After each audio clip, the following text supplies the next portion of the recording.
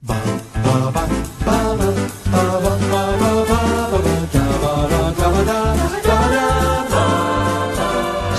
Todd, the demon barber of Fleet Street, the new Stephen Sondheim Harold Prince musical thriller starring Angela Lansbury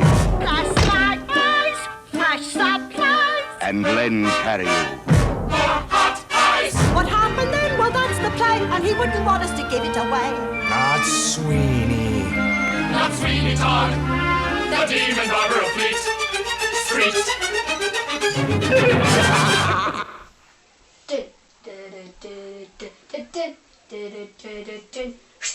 Customer. Wait, where's your rush? Where's your hurry? The game's such a glad I thought he was a ghost. Can you sit? Sit it down. Sit. And the cabinet car is man running going in the corner street. Can you come in for the pie? Yes, sure. Sure, yes. It's as beautiful, don't you need the pies? Then you can't compare what it is when you get it. Can't you live to see the day? Mrs. Mooney has a pie shop. Business ever better, ain't pussycats and toast. Maybe 6 or 7, maybe 8 at the most. Then you can't compare is what it is when you get it. Can't you eat it? Oh, these are the worst pies in London. I'll tell you because I made them. My good no, I made them. My good no, the worst pies in London. Then you can't compare is what it is when you get it. Can't you tell it on the body? Whatever. Boo, bada, bada, bada, bang, bada, bang. Times are hard. Times are hard. Dun, dun. Hello, I'm Thomas Carruthers. I'm Will Leggetter. And today, Will, it's time. Arguably the reason we did this entire podcast. No, that's not true. That's not. It is. It is. It's half true. I think Follies is still my personal favourite, but this is undeniably the best. It's his masterpiece. Musically, structurally, plot-wise, it is undoubtedly for me his masterpiece. Oh, do you agree? Absolutely, yeah. I think this was even my introduction to Stephen Sondheim. Oh, it's definitely my introduction to Stephen Sondheim. Yeah. I was the film in 2007. I was Tim Burton mad. I loved musicals, and it was like this movie was just made for me. And I was like, oh, this is everything I love. And then that became a love of the music, and then that became going to see it, which we'll talk about next week. Sorry, Will. Did you go to see it? I did go to see On Staunton and Michael Bob for my, I think it was my 12th birthday. Yeah, it was 2011 or 12. Whatever it was a birthday. Oh, yeah. I'll say I'm the other way around. So I got introduced to it by being in it. I was in it in 2016. So you'd never watched the film prior to 2016? No. Oh, right. No. Okay, yeah. Have you? You've watched the film, haven't you? Oh! I think the film's excellent. It's great. Yeah. As you were in it. You were in it. And it's so. Well, we'll talk about the film next episode, I believe. But no, the episode after. But just to slightly excite our viewers, it works so well to put it into a film. They've cut everything correctly, and they've many changes. I was like watching today, yesterday, the George Hearn, the 1982 famous recording of the George Hearn, Angela Lansbury. You like the 79 Len one? Well, we'll discuss that. I like the album. I mean, it's a great album. It's no George. It's no George. I think. Well, we'll talk about this as we go. But there were many moments, and we'll talk about it with the film, where I was just like, that's so much better. It's a lovely little choice. And we'll talk about all those next time. But like, just an example, just one example. Seeing him make the chair. Because what a stupid, it was made to order. Whereas him making a chair makes so much more sense. Anyway. But obviously you can't do that in this song. Anyway. Where shall we start? So yeah, today we're talking about the 1982 recording of the George Hearn, Angela Lansbury. I believe they were in LA, and it was the tour following. It was the original tour, and Lansbury stayed on the tour. George loved the role so much, and it was great. And then George Hearn took over Leggetter who Leggetter, of course, originated the role and also originated the role of Frederick Egerman in A Little Night Music one Sondheim ago, sorry. And we have this show, Sweeney Todd, The Demon Barber of Fleet Street, a musical thriller, musical lyrics by Stephen Sondheim, book by Hugh Wheeler from an adaptation by Christopher Bond. Let's talk about Christopher Bond, Will. Who's Christopher Bond? Christopher Bond wrote the play. So basically, Sondheim went in the mid-70s to London. He was there for the Angela Lansbury Gypsy revival. And he was in London and he went and saw this play. And basically, Christopher Bond, the play had been around for hundreds of years in many iterations. And it was this penny dreadful, and then it was a melodrama and all these things. And Christopher Bond had made it into this somewhat interactive, bawdy melodrama. And it was a throwback, but it was also, they had live musicians playing along. You got pies, very much all that sort of thing. And Sondheim thought, this is a musical. Glad he did. I'm glad he did, Tom. He did indeed. Yeah, Sondheim described the play. It's the other side of farce. It's as cleverly plotted as A Funny Thing Happened on the Way to the Forum, but not as intricate. And it does have a couple of surprises that are terrific. It struck me as a piece that sings. It's really that simple. He then took Christopher Bond's play, and basically he was putting it to music, and he realized he had 20 minutes of music for the first 5 pages.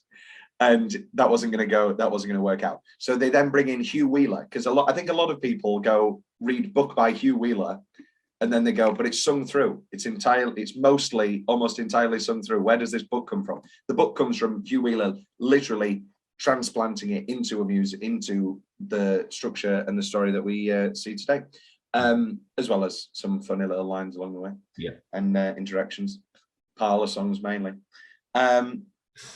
Craig Zdane's chapter is called Murder He Wrote. Very funny.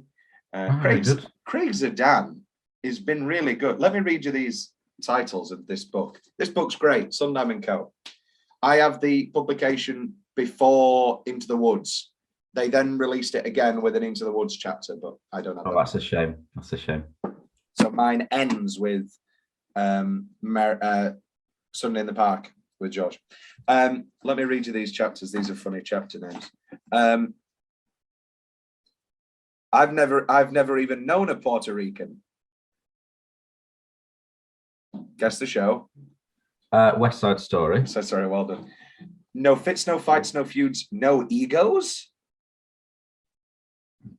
Gypsy. Oh, sorry, I'm still meant to be guessing. Sorry. It's all right. I'm doing them in order so you know them. The chapter. I get it. I get it now. I get what we're doing. Send in the Clowns. A Little Night Music. No, A Funny Thing Happened on the Way to the Forum. The Way the Cookies Crumbled. Cookies. Can you remember the name of the show? It's the Asylum one. Yeah. It's Anyone Can Whistle. Anyone Can Whistle. The less said, the better. That was Do I Hear a Waltz? Oh, is it? Waiting Around for the Girls Upstairs. Follies. I don't think it is. But I'm right though, in a way. No, it is Follies, yeah. Which means no. Company. I guess he's waiting for girls. It reminds me of that TikTok where they're like, yeah, all the Star Wars films have got the wrong titles. Oh, yeah. This is like that. Is Hans Christian Andersen ever risque?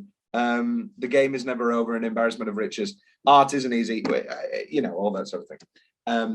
Anyway, Murder He Wrote was the name of the chapter for the Sweeney Todd. I thought you'd find that quite funny. I did. You did. Are you a Murder She Wrote fan? Yeah. Jessica Fletcher. Wait a minute. What the fuck is this? You hate Angela Lansbury, but you love Murder She Wrote. Yeah. Yeah. Because she's not doing silly stuff, is she? When she's marked. Oh my God. Sorry, the tea. Hot tea in the wrong hole. Oh my God. Hot tea. Which chapter's that? Hot tea in the wrong hole. Something in the boat with George. It's hot up here. No. Okay. So do you like Mrs. Potts? Yeah. When she starts singing, I'm like, oh. Heaven sakes, is that a spot? Clean it up. No, I love Angela Lansbury. What is that? Sorry. Just singing the song. Because I think, well, this is the thing. We'll talk about this later with other notable productions. The best recording is the Michael Ball and Melda Staunton recording. There isn't one song that isn't excellent. It's perfectly cast. Every version is my favorite. It's a bit like Company. Every version is my favorite on that original album. I will spread them apart for more history and all that sort of thing for the song canon, but that is undoubtedly my favorite recording. What was my point? That doesn't have Pirelli's competition though on it. No, it doesn't. Which is weird. Because then it has the final scene, and I'm glad it does. Oh yes. A lot of the time, there's the teeth pulling gets cut as well, isn't it? Yes, it also got cut for this broadcast. Anyway, let's talk about the original production, and then we'll talk about the actual 1982 that we watched. This was the first time Hal was reluctant with a Sondheim idea. This was the first time there was reluctance. This show was the first time I sort of dragged Hal into sharing my vision. Hal isn't the fan of melodrama and farce that I am. Hal tells it differently. He says that he just felt we were getting the wrong director, and that John somebody, I think was the name he said, but he was like a British director. Sorry, Favreau. John Favreau. Yeah, a British director who could bring out all the pomp and circumstance and all that cockney of it all. So he just felt he was the wrong fit. Then, of course, he gets stuck on this idea of the industry, which is, of course, the huge element of this original production. His motto for this production. Me and Steve have always said less is more. For this, we had a new dictum. More is more. Give them more of anything than they've ever seen before. Yeah, it's like with trifle. More is more. More is more, and it does work. And I mean, you've not looked at the interviews yet for the Michael Ball and Melda Staunton one. That's next episode. But in every single one, and I remember on the radio because we were listening to it on Elaine Page and getting excited, and they were saying, well, there was this other production on Broadway where it was all very minimal, and we wanted to do a big production. We wanted to do one they were talking. Yeah. Oh, don't even get me started. I forgot. I think I hate it. I think I hate it. It really is, and it's a shame that that's the Patty one. No, because we have the Patty George Hearn concert. Oh, we do. We have the concert, yeah, with Neil Patrick Harris. Yeah. But it's so you know what? It's disappointing to me. That's the Michael Cerverus one because I think he would be an excellent Sweeney, and I think he is a good Sweeney in that. He's just all down a key. Everything just sounds so thin. He's the bald guy, yeah. He's one Perron in your Evita you like. Yeah. Sure is. It all just sounds so thin. We'll get to that next episode. Basically, Hal had this idea of he wanted to bring in the industry. And it's a famous quote now, but he says, when people look at the stage, they will see a factory. And what does that factory make? It makes the show Sweeney Todd.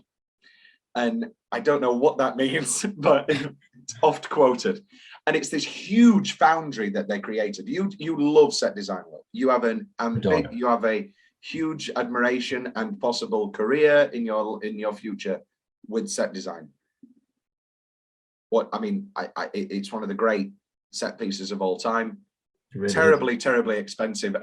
Every single one of these. This is why 70s Broadway is different. Every single one of these shows, they've had the exact same problem. It was too big and it never made its money back. Nobody gets to make 6 shows that don't make money back anymore.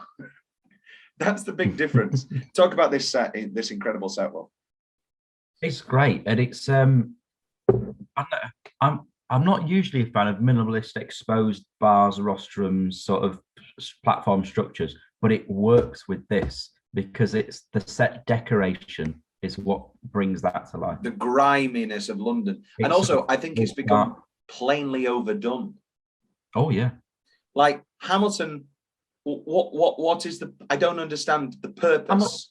Hamilton, yeah. A lot of people say that the set at Hamilton is incredible.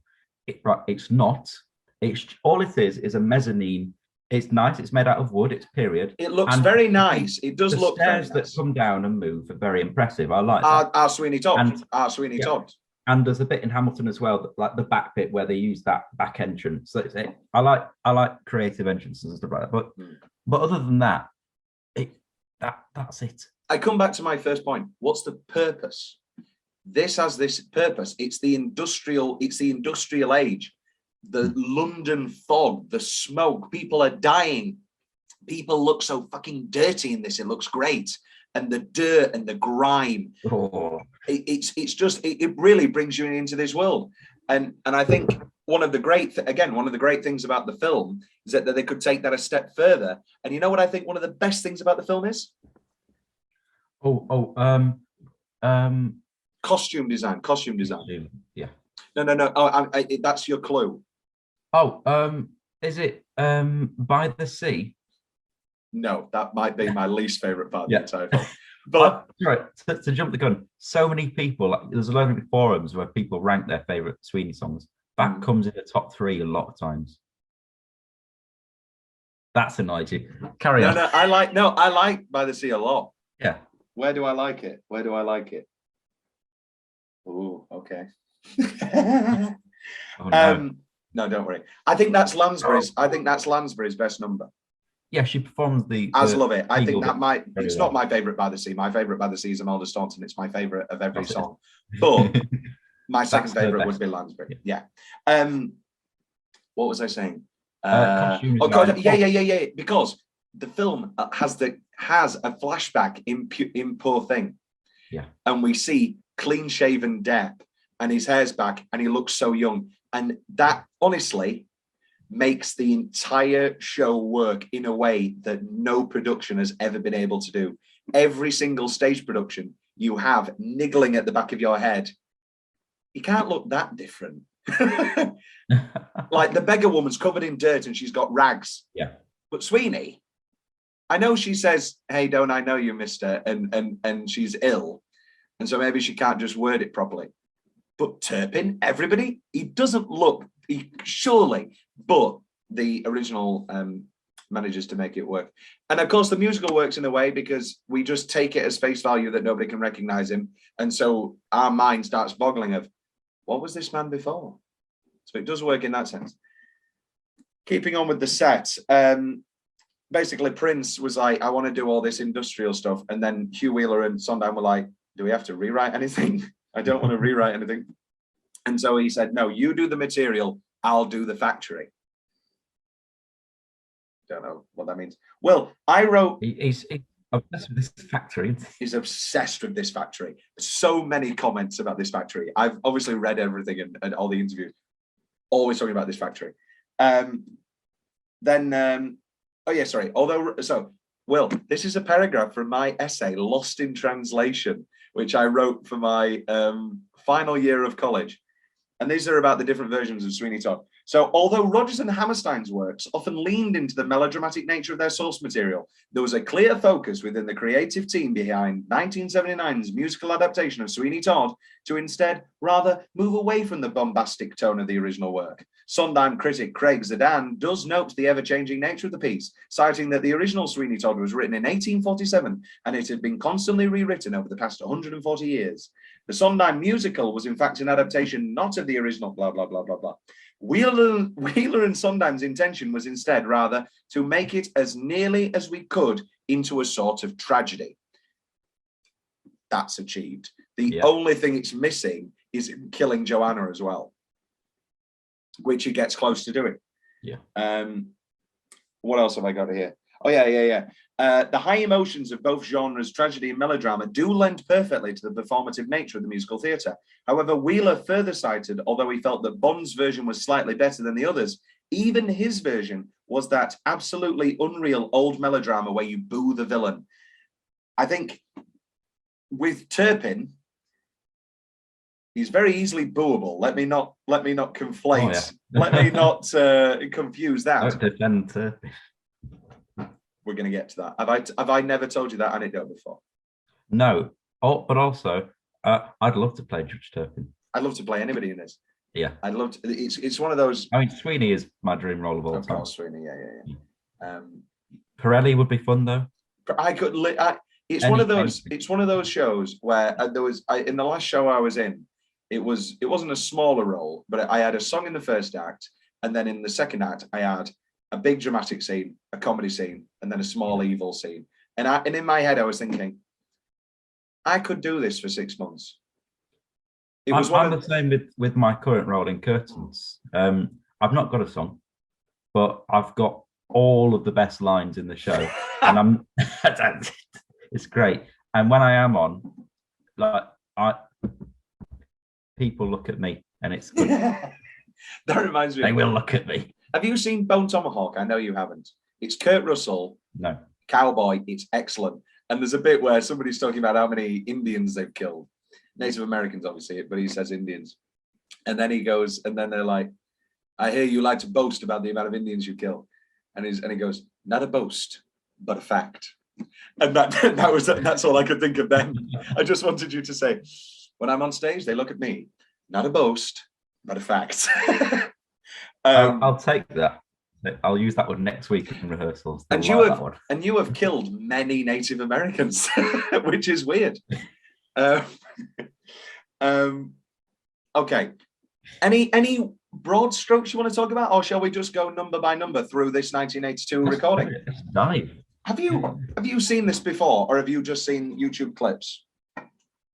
I've only seen YouTube clips because obviously and I remember when you first suggested this and you sent over this Sweeney Todd, I was like, oh wow, I can see it, because YouTube has numbers, but nothing in its entirety, and it's not all like state or. I was very happy to watch it. I ordered the DVD for £20 because it was out. It's one of those DVDs where it's like out of print now. Also, why the fuck is it out of print? Just make it again. Just print another 100 copies every month. People will buy it. Also, why aren't the National Theatre Live stuff released on DVD? Charge a lot of money. I don't give a shit. I'll buy them. I will buy them. Yeah, I would. I will buy Follies on DVD, even though I have it on my fucking computer right now to watch. Just like I bought The Irishman Blu-ray and the Marriage Story Blu-ray. I know I can just go on Netflix, but I want the hard copy. What if the world ends tomorrow, Will? Oh, don't say that. We can all go in my Sondheim bunker. Okay. Just kill me.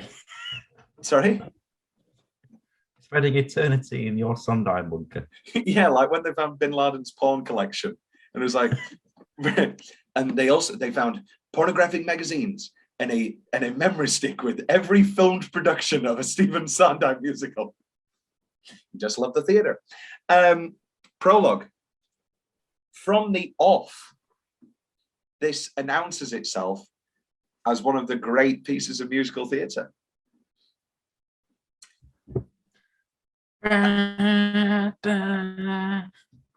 Is it for me that factory whistle and then leading into that is on the same Goosebumps level as perhaps we can frighten away the ghost of so many years with a little illumination, gentlemen. That for me is still the you intrigue me, gentlemen.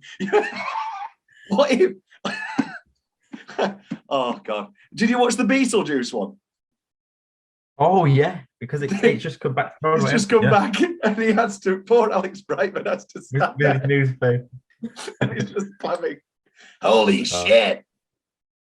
It's on the same level as bum bum dun dun dun dun dun.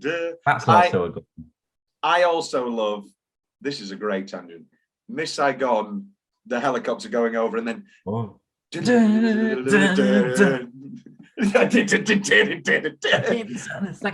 Oh, fucking love Miss Saigon. That's the movie I want to make. If I could make a movie, is it? If I could make a movie musical, it would be that one. Because I think so many times, like even Follies, I'm so excited for Follies, if it ever gets made. But And I was thinking about how to do it as a film, but I was like, why? This is too theatrical. Miss Saigon, Vietnam War epic. It spans so many years. It spans so many. Let's do it. And you can bring me in to sing Bui Doi. You can be John, yeah. Thank you. It's my favourite song from Miss Saigon. I love Bui Doi. That's your favourite song? Oh no, I like what is it? Not I keep thinking of Man in the Mirror. It's not Man in the Mirror. It's Movie in My Mind. Oh my god, I love every song in Miss Saigon. Mind, are they too much? I scream. And then what is it? Fly. She said, "Fly." Oh, it's great. Miss Saigon is better than Les Miserables. Fight me. You're wrong. The songs are better. Please don't doubt me, Ellen. You're my wife. Lots of guys came back. Had no life, I had you. It's a shame you'll never be able to play The Engineer. As a kid, I'll tell this story. As a kid, obviously, I just heard this white voice. And I had no idea what appropriate casting was. So I was like, what's your dream role? The Engineer in Miss Saigon. And then we went to go see it. And obviously it was an Asian man. And we saw a tour with, what's his name? The guy who then is in the filmed recording of Miss Saigon for the 25th anniversary. The absolutely incredible guy. We saw him in a tour before he went to London with it. And I was like, oh, I thought I could play him. And obviously, I'd also seen a Wakefield Little Theatre production, which Wakefield Little Theatre. Wakefield Little Theatre production, which Little Theatre did Miss Saigon. Yeah, with more tan than a sunbed parlour. I did Beauty and the Beast with Wakefield Little Theatre. You did Annie with Wakefield Little Theatre. Oh, are you on about Wakefield West Riding Theatre Company? I'm on about Wakefield Theatre. They did Miss Saigon. Yeah. I know exactly the production you're on about. Yes. Not a white, not an Asian person in it. They got the tanning machine back out for West Side Story. Yeah, they did. Yeah. And did they do Sister Act with just a woman in blackface, even though Dolores doesn't have to be black? I know that famously. Okay, she does. The scripts, she definitely does. I'm going to take a wild. I don't want to speak for all black people, but I'm going to take the wild decision to say that I think black people will be a lot happier with a couple of lines being cut than a woman doing full blackface. And it's weird because 10 black people went for that role. Really? No. Oh, no. No. It was a joke, Tom. And then she 2 years later she reprised her role as Whoopi Goldberg when they did Ghost. Oh, Mae Brown. Did she black up again? Yeah. But that doesn't even have to be black. That one genuinely doesn't have to be black. My friend Rian Holmes, previous and future guest, she was Oda Mae Brown, and she was like, I just played it Southern. I just played it very, very Southern. Yeah. And she says she got a standing ovation. No footage though, so who believes her? No. So she never did play her then. She never did play her. But what's the first chord of Sister Act? First chord. It's I can't remember. Is that however, first chords I will never forget are the Ballad of Sweeney Todd. You asked me this before. What's your favourite ballad of Sweeney Todd? What's my favourite? Yeah. It has got to be the closing. I agree with the closing. Yeah. However, I will give a special note to what I think the best Ballad of Sweeney Todd needle drop is. Maybe, do you have the same opinion? I don't know. What do you mean? What within the show? What's the best within the show? Is it just before the asylum? No, it's at last my arm is complete again. Undoubtedly best. The Ballad of Sweeney Todd. I used to sing "My Army's Complete Again." I thought, oh, he's getting an army together. So many. Oh, we're going to talk about this. I mean, this episode started with me singing "Worst Pies in London." I haven't told you yet. I've edited that in, and I just have no idea what words are. So is it a Little Tom performance? It's a Little Tom performance in my grandma's conservatory. The same Mamma Mia day, just before Mamma Mia, I did an hour of Sweeney Todd. What I wanted to write was a horror movie. The whole point of the thing was that it was a background score for a horror movie. Do you get that sensibility with this score, with this piece? Oh yeah, it's chilling. It is deeply chilling. And then, I mean, the back and forth, it's inherently darkly comedic. And it's absolutely hilarious at times. And then it's absolutely devastating, emotionally devastating. Then it's absolutely anger. It's terrifying. When you talk about balancing of tone, is there a more perfect and well-judged balancing of tone and bizarre balancing of tone than Epiphany straight into Little Priest? Oh, that section. What if you've got Pretty Women, Epiphany into Little Priest? It is just incredible. Into God That's Good. If you're being, I mean, not really, but you know what I mean. 5 times. Oh, don't get me started on that. That will be the version of God That's Good that we put into the song canon, the film, because it doesn't have. But it also doesn't have, is that a chair fit for a king, a wondrous thing, which was the line that always made my ex-girlfriend laugh. She always laughed out loud on, I have another friend, which I do think is quite funny and not supposed to be funny. But anyway, because what's the song in Into the Woods as well? Jack to the Cow. Oh no, but that is a funny one. That's was it because that's another one where it's like, my friend is a cow. Guess this is goodbye, old pal. And what is it? It's like, next time I see you, it isn't on a plate. It's great. You rhyme in there.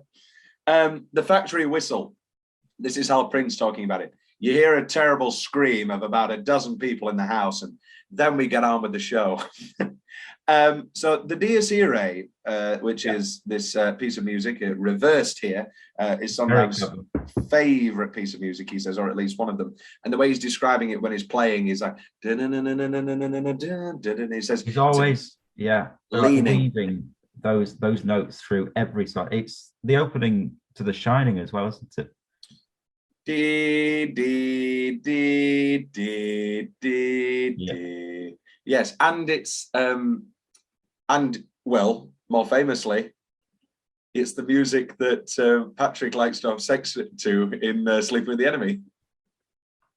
Yes, it is. Yeah. Oh, what a film. Laura! Laura! When you're a jet, you're a jet. The cans! Still one of the most hilarious moments. Anyway, and what if none of their souls were saved, they went to their maker impeccably shaved. Now, it's not a funny tone, and so nobody laughs, but these are witty, funny lyrics. And so from the off, you in the back of your mind are like, should I be laughing? That's quite funny. You know, they're being brutally murdered, but they're clean shaven in hell. Brechtian, if you will. Brechtian, yes. Brechtian. Oh, Brechtian, my darling. Isn't that what we voted for? Brechtian? Is this a Brexit joke? That was a Brexit joke. Oh, it was terrible. That was pretty terrible. Has there ever been a more opportune merging of words than British and exit? No, that's just like imagine if it was ex-Brits. Imagine if it was Azerbaijan exit. Azer exit. More news now on Azer exit. This joke doesn't really work. You see, there was all of the like, if all of the EU countries had left the EU, what would their Brexit be called? And there were some really funny ones. Yes. What's that body being chucked into the oven? I know it's supposed to be Sweeney's dead body, and then the place, but like that doesn't really land for me. I don't know about you. No. You know what? Actually, go on. Works for me. Actually, do you know what? Actually, is my goosebump moment? Is it swing your razor? No, it's sweet bad and the tale of Sweeney Todd and him standing and then there. George comes George, out. But I haven't know. Well, that's the play, and then he wouldn't want to give it away. Let's talk about George Hearn. Yeah. Whoa. Let's talk about George Hearn. If you could push your chin far enough into your neck, you'd become George Hearn. That sounds like a meme, a specific meme. I think he finds it along the way. The first couple of numbers, I was thinking, wait, have I had a nightmare? Is he actually bad and I just haven't remembered? And then suddenly halfway, once I get to Miracle Elixir, My Friends. Sorry, once we get to My Friends. That's a long time to wait. I know, but once we get to My Friends, because I think we'll talk about it, but there are moments in these first like 20 minutes where I'm like, I don't think he's actually good. I do, and then come My Friends, he's so in, and then he has many of my favorite renditions ever. Any other notes, Phil, on the prologue? Very good, very, very good. Act 1 begins with No Place Like London. Anthony Todd and the Beggar Woman. What about that rope? What about that boat contraption? The pulling of the lever. It's great.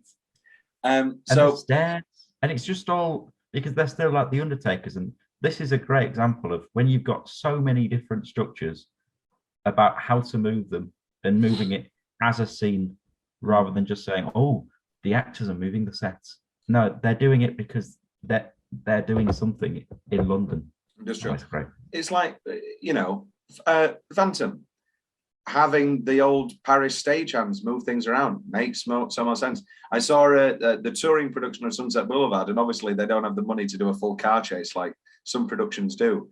And they had it shot like a movie. They were like, okay, everybody, 3, 2, 1. And it was just an ingenious little choice of bringing,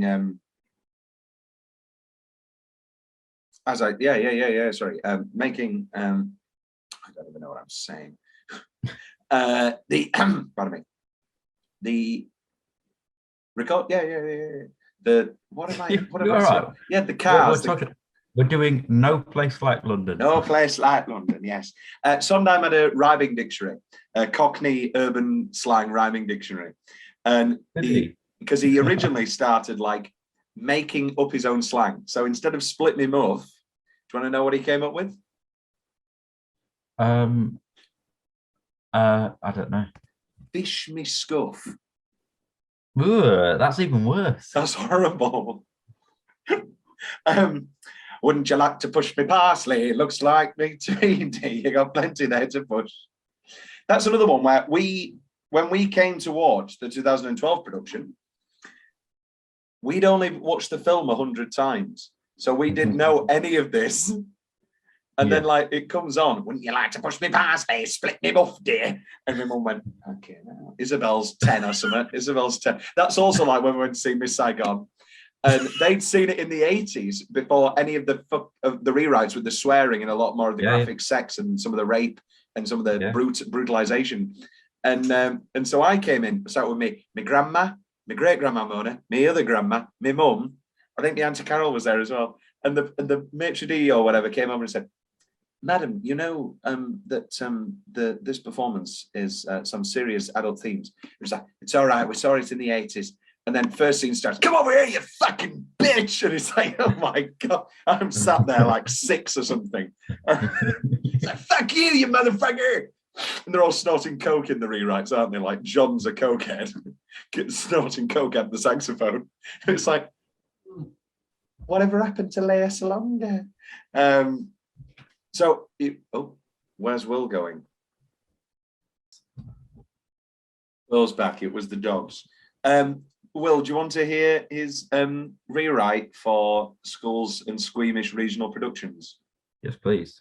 How would you like a kiss, dear? I'll be your girlfriend. You won't do better on the docks. Wouldn't you like to take me dancing and be my boyfriend and buy me lots of pretty frocks? Even his, I'm going to write you a kiddie version of the lyrics are great. The entire thing. No, just the push me parsley bit. Just the split me muff. No Place Like London. What do you think of Anthony as a character? Oh, I love Anthony. Yeah, I would just say get used to Anthony. Will. Oh no, just because if I was to audition for Sweeney, I would be typecast as that. As soon as I walk in, they're like, okay, right, Anthony. That's my typecast. Or Toby. But No, only no. but only the original product, not as a child, only as a mentally impaired teenager. I've got I want to talk about Toby later. Anything you want to say about No Place Like London, Will? It's just a beautiful. I love No Place Like London. Yeah. London. Where It's is great song. Where's No Place Like London? No Place Like London for me is at 13. No, 13? that's insane. Really, that's low. That's low. I really like No Place Like London. So I do- would put it. I've not actually ranked them all, so I no, wouldn't that's know. the next episode. That's the next episode. Have Yeah. you got your top 6 ready? Yes. Pencils. Not in order. Not in order. Yeah. I again, things might change. And then this leads into the first, what Sondheim calls Todd's theme. There was a barber and his wife. Yeah. At the top of the hall, said a privileged few, making mock of the vermin in the lower zoo between Birdie and the film and greed. I too have sailed the world. What is George Hearn in a hurry when he sings that bit? He was very spinning up, and all I could think of was Inside Number 9. He had a commercial that afternoon. And I was like, and greed. I too have sailed the world, beheld his wonders from the Dardanelles to the mountains of Peru. But no place like London. Anthony coming on and singing, and then Todd immediately undercutting it with the brutality. No, there's no place like London. It's a shithole. I've just been to I've just been to Prison Australia. And you have no idea how much better it is than London. Well, no, that's not true, obviously. But what do you know much, Will, about the prison, the Australia making a prison, the Australia prison? I know that we sent the prisoners to Australia. And that's why Australians speak English. That's as much as I know.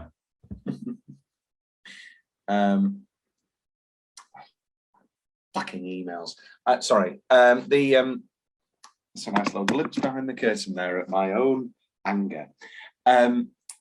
Will, you've said repeatedly that this is your maybe not your favourite, but this that Hearn is your favourite Todd. Is that still true? I don't think I've ever said that. So I think You've said it Michael's to me. definitely- You've definitely said it. Is it? I said it. He does my favourites, Pretty Women. You've said before that George Hearn is your favourite Sweeney Todd, but that's okay. Okay. That's okay. If you've That come was the around one to I it, grew up worshipping. it's all right. Rather than Depp. Rather than Depp, who I think is excellent. However, there is no question. There are questions of who is the best Todd. There are no questions in my mind that the best Mrs. Lovett is Imelda Staunton, Oh, I agree. which we'll talk about next episode. But for the meantime, let's talk about Will's favourite, Angela Lansbury. Where is your meter, Will, on Lansbury here? I really don't like her as Mrs. Lovett. At all? I think I can bear it sometimes. I think her acting is very, very good in the scene. It's a singing, it's a diction in the singing and the messiness and which obviously is all part of Lovett being every bit of everywhere, and that's what she goes for, that sort of mad, crazy woman. But it's just a bit too much for me, too messy.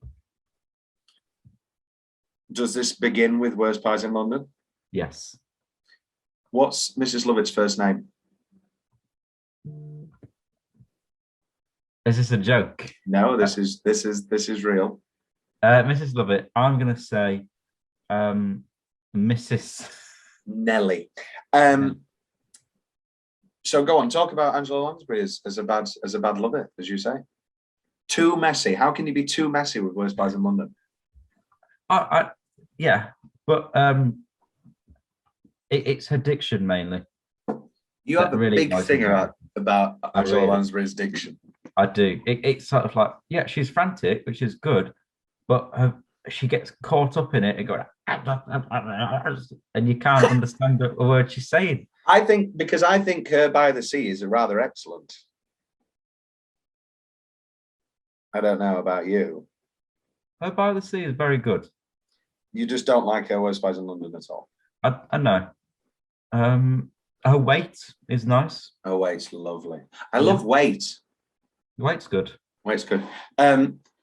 Let's talk about. I love her Weight. I love her Weight. Again, this is another time, like Someone in a Tree, where we have these documentaries where Sondheim goes through the songs, and he's reading the scene again, and the way from Christopher Bond's play. Oh, sorry, I thought you were a ghost. She flicks something up a pie, and I don't know how that is every single time he reads these scenes.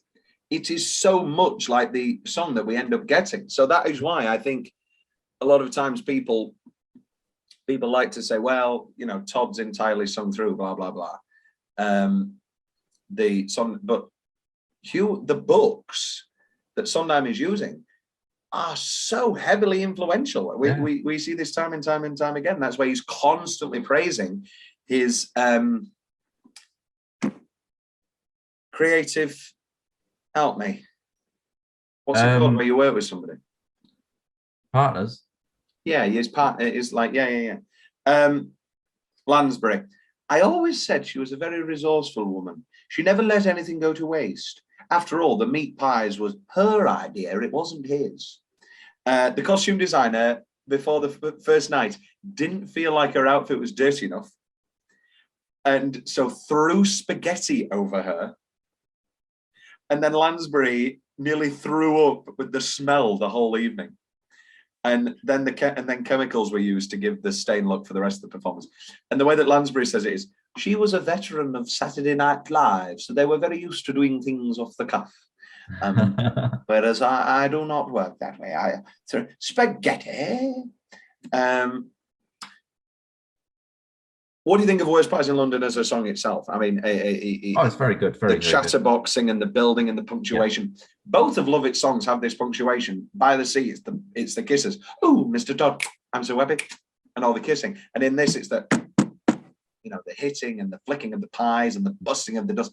And again, it's one of those things we've talked about it so many times where you don't have time to think about acting because you're doing so much business. And sometimes business can ruin a performance. Lord knows actors love props. But this is one of those things where it's so specific that you have to just ride the train out and hit it at the right time and hit it at the right time. And Adrian Lester, who played Anthony in the Julie Mackenzie production, talked about how he saw her rehearsing and she just wasn't getting the song. She kept like looking at things and getting distracted, and it just wasn't there. But the minute that the props were there, and the minute that she'd had it all worked out in her head, and the hitting the pies and the hitting of the pies and the padding of the pies, and it was there, it just clicked into place, and it was like, wow. This leads into Poor Thing. Stunning, beautiful, great, haunting piece. Lovely. And it's a bit, that waltz where it goes, Deedle deedle dumpling, deedle dumpling, deedle deedle deedle deedle. Sondheim, there are musical clues.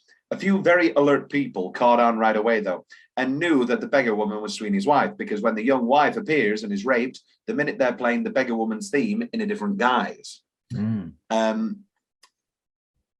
I remember, obviously, I was a 7-year-old kid, but I remember being absolutely blown away by the beggar woman twist.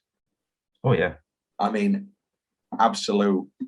Are we just stupid, or is this a well-known, just excellent twist? I think it's a well-known, excellent twist. It's just so powerful, and this story. I mean, Christopher Bond talking about it. It's because he has a good-looking wife. That's all it is. He's literally had his life taken away from him because he has a good-looking wife, and that is really all it is. And to hear Mrs. Lovett tell it with this pen, is she goading him? I know afterwards she says, "So it is you."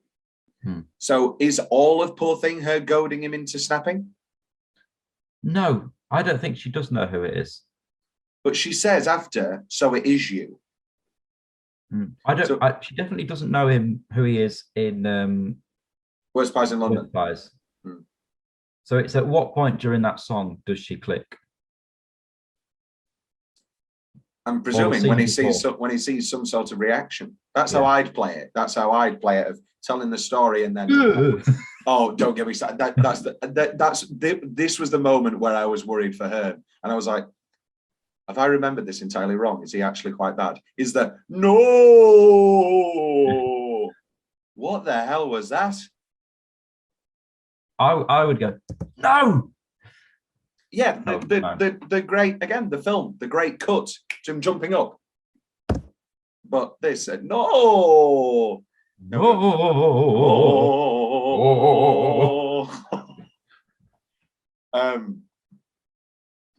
What role would you like to see George Hearn play? Or ever? Ever. Oh, I think a weird, dark 80s fantasy would have been good as interesting as. Oh yeah. But that's more. That's not his. That's not his. I think he'd be a great Reverend Shaw Moore in Footloose. Yes, he would. He would never do it, but he would. No, he would I confess. Which leads us into. Oh, we haven't talked about my ranking yet. Worst Pies in London's number 5, and Poor Thing is number 10.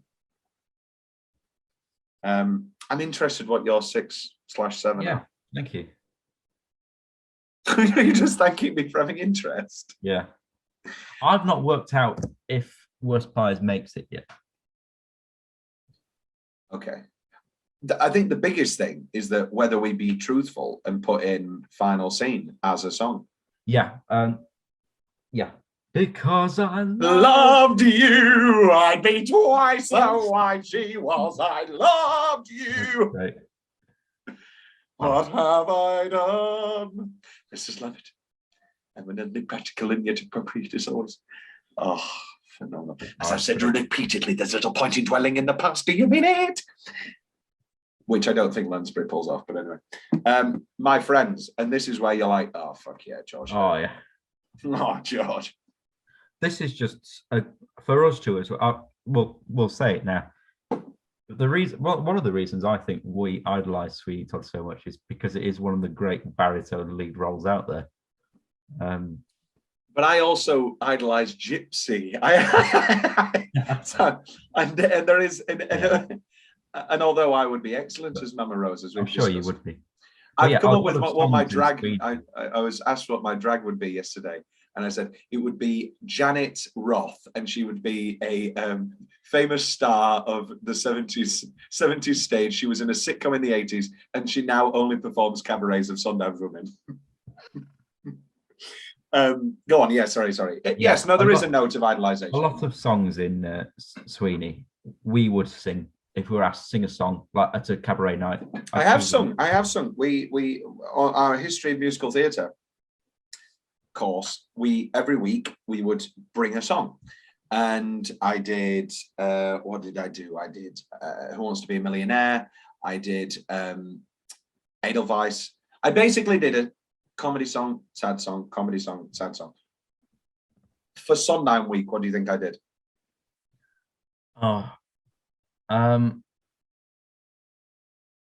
famously, I did Epiphany, and Ava is still annoyed to this day because basically I also did G Officer Crookey, but I did every role and I did all the voices. I think I've shown you the video, and everybody loved it and everybody laughed and all that sort of thing. Everybody found it very, very funny. Then I also did Sunset Boulevard, and previous and future guest Ava Robinson had never heard that song, listens to my version over the musical. She has it on her phone. and Epiphany, she's annoyed to this day that then for the final performance in front of like everybody, all the other classes, they wanted me to do G Officer Crookey again instead of, and she was like, you should have done Sunset Boulevard, or you should have done Sweeney Todd. They were better. I think I would have probably rocked up with "There Are Giants in the Sky." That's a very me thing to do. Yeah. And I just absolutely, it was very well received. I'll say that. It's an incredible song, and it was one of those things where I went into it thinking I'd struggle, but actually, as you just said, all of the notes are in our range. It's just that very last note, isn't it, in Epiphany that's hard and to I'm get. full of joy. Not that hard. Sing, I can't even spit this time of morning. Okay, I can do another. Make alive. That's a note. That's a note. The Dean Jones version of Being Alive. Bing! I think it's the best he's ever done it. Yeah, that's the best anybody's ever sung ever. I love I'm your friend too, Mr. Todd. If you only knew, Mr. Todd. And I sent you the video of Sondheim teaching that kid, like that wonderful seminar. And his first note with the kid is, no, trance-like quality. Keep it quite monotone. And I completely understand why. Because they're both in their own trances. He needs to be in a trance to ignore Mrs. Lovett. And she needs to be in a love trance to ignore "You'll soon drip precious rubies." He's saying he's going to fucking kill somebody. They both need to be in their trances. And again, this is why we kiss his feet. This is why we bow down, because he knows this. And it has to be a trance, or else it makes no sense, because it is a duet. Yeah. People don't talk about it as a duet, but it is. And then, of course, my right arm is complete again. He loved the fact that it was right arm. It was good and right. And my right arm is complete again. But George Hearn and Len Carruthers Holds up his left. and Michael Ball, they're all lefties. Yeah. I don't know about Depp as well. So now the line has just become "my arm is complete again." Yeah. Or, as you knew, "my army is complete again." Again, it's this thing of the love of an inanimate object. I mean, and the love of murder is this feeling of murder. This runs through a lot of Sondheim's work. As I talked about the cow, I know a cow isn't an inanimate object. Where's My Friend see you in the overall rankings? Well, it's in my top 5, I think. I have it at 6. Yeah, stunningly beautiful. Yeah, again, just this love duet. It is very trance-like. That's a perfect way to describe it. And then it builds and it builds, and then which leads us then into Greenfinch and Linnetbird. Why is this hated so much? I think it's because every soprano does it as an audition piece. All right, okay. And it's that classic. Oh, you're a soprano. Oh, okay. Greenfinch and Linnetbird. I guess the classic, oh, why does the caged bird sing? Oh, that you're just like me, you're trapped in a cage. That's a bit on the nose, sure. But it's another beautiful song. This actress struggles a little bit. They're coming. But other than that, I've always quite liked Greenfinch and Linnetbird. I've never understood why it's so hated, but that does make sense. I know this. So then now we're into, like, I call it the cuts territory. It's not the cuts because it's in every single production ever. It's just not in the film. But like, miss, look at me. Sorry, Kiss Me is fantastic. It's Kiss phenomenal. Me fucking rules. Why? Yeah. I understand why it's not in the film, because in the film they have this thing where she's properly trapped in the room and it doesn't work and blah blah blah blah blah. But Kiss Me is incredible. I remember listening in to the album afterwards and watching it, and I was like, why isn't this song in the film? It's that bit where you go, da, da, da, da, da, da, da, and I feel you. Oh, it's great. And then and that's a beautiful like love theme that is so constantly shat upon, for lack of a better way to say it. It's of the da, da, da, da, da. And then I had the exact same feeling of with Ladies in Their Sensitivities. I was like, why isn't this? I'm kidding. Ladies in Their Sensitivities is number 20. Well, really? Yeah. Is that how many are there? I've done 20. I've not put every Really? reprise in. I've You only think put. Harlem songs are better than. No, I've not Ladies put. in Essence? I've not put parlor songs in. But I only have Ballad of Sweeney Todd finale, and I do have final scene. Yeah, you got to a final scene. I've done it quite weirdly, I guess. I should have done every I musical expected drop. nothing less time. I know, but then I would have had to rank Pirelli's death. You started my employ. Joanna, this is my dumb note. I'm Really? not a Joanna fan. I think it's because it's so short. No, I'm glad it's short. It always feels too long to me. I feel you, Joanna. It's- Is it the bit that goes? No, I like that. I like that bit. Sweetly buried in your young. I don't mind it. Again, the worst song the song I like least in a Sondheim show is better than 10 other musicals. But I don't know, it's just never grabbed me. I think it's because I prefer Joanna Mia Culpa because I'm a pervert, and I also enjoy Quartet, obviously. Oh yeah, yeah. Oh yes. I love the language of "I'll steal you." It's still capturing language. It doesn't, there's still not violent necessarily, but this I think closing language. I would say I love Joanna as a song. I think I see where you're coming from. The fact that there are so many throughout the show better versions of that, but I think it works its purpose. It's very well established. Oh, it most definitely works its purpose. Yeah. That love theme that he then sings throughout the show. So I very much enjoy it. I like it too. I think just in this first moment, it's a bit. On Sondheim week, somebody sang this Joanna. Somebody sang Joanna Mia Culpa, which I'll talk about. Did they get the belt out? I'll talk about. Don't you worry. Don't you worry. It's the best anecdote you're ever going to hear. And then what else? Somebody else sang. Oh, and then somebody sang Greenfinch and Linnet Bird. And then they were doing all of this, and you had to introduce the song. And my introduction was, well, Sweeney's in the middle of all this. He's dealing with Anthony, he's dealing with Judge Turpin, he's dealing with Joanna, and he's dealing with all of this, and he can't take it anymore. And then Christopher Dickens, the man who the legend, was the accompanist, and he didn't even need me to cue him. He was like, "That's great." So I was like, "Oh, that's brilliant." He knows. And I was just like, and he can't take it anymore. Joanna, get the gist. Oh, what do you think of this Beadle? Oh, he's very camp and theatrical. He's very camp, darling. Get the gist of it, my friend. I like him a lot, actually. I like him, yeah.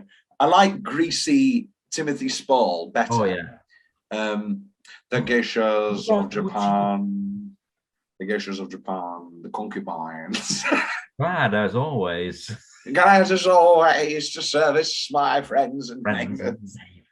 And then, but here it's glad as always to oblige my friends and neighbors. Very, very funny. But again, that's a bit much, isn't it? Him killing the bird and then Anthony ripping the cage. It's like, oh, come on. It's just because he doesn't like. It's just like they're calling. It's like, oh, all right. Which leads us then into Pirelli's miracle elixir in the contest shaving scene and the tooth pulling scene. Take it away, Will. I'm guessing this is one of your absolute favourites. I do love it. I do love it. Of course, you got bum bum bum bum. Pirelli's miracle. He talks about how Christopher Bond in the original in Christopher Bond's original play called it Pirelli's miracle elixir, and he was just like, I was so thankful. I needed to create a lyric delightful unto itself. And elixir gives you so many things of blank, sir, trick, sir, ixer. It's a joyful thing. It's a joyful thing. Bless him. And then he says rather proudly, it's a 5-minute song, and I never use the same rhyme twice.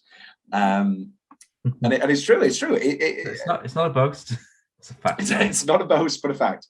The first performance, this caravan was made of old wood. and there was a woodlice infestation, which led to woodlice all over the stage and cast. And again, Lansbury is describing this very eloquently. There was woodlice in my hair and all over me, and it was a struggle to continue performing. It just adds to the scene. Yeah, woodlice all over London. It's dirty, isn't it? Yeah. This is my favourite delivery of "Smells Like Piss, Looks Like Piss." Is George Hearn, because he just, you wait for me, bitch. He doesn't give a smells like piss, looks like piss. This is piss with ink. It's great.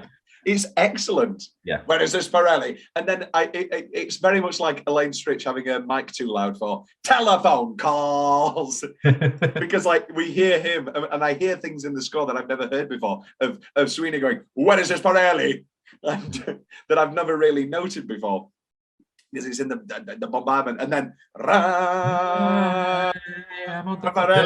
King of the Mamas, the Bower of Kings of Bonjourno, good day. Are you a kiss? And this so famous Pirelli, I wish it to know who has it in.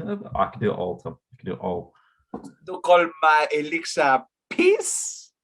Who says this?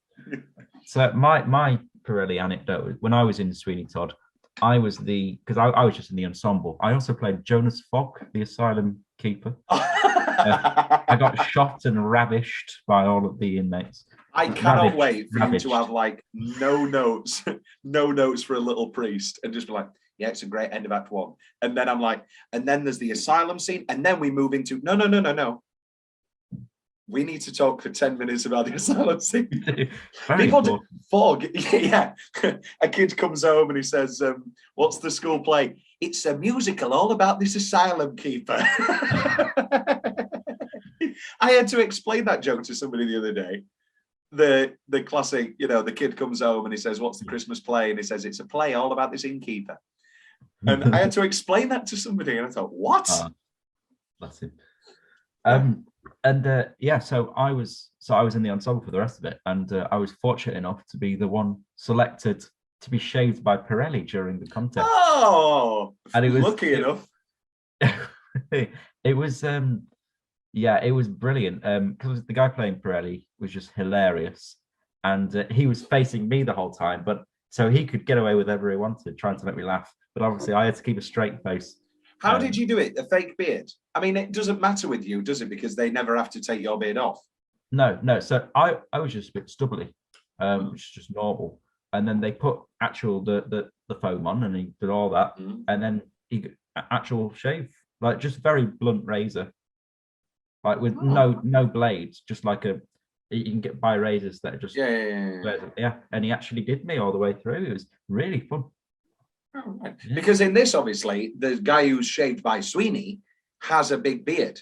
Yeah. A big bushy beard. A great big bushy beard. Which does strain credulity, because the way they do it in this production is like he's doing the sharpening of the knife and then and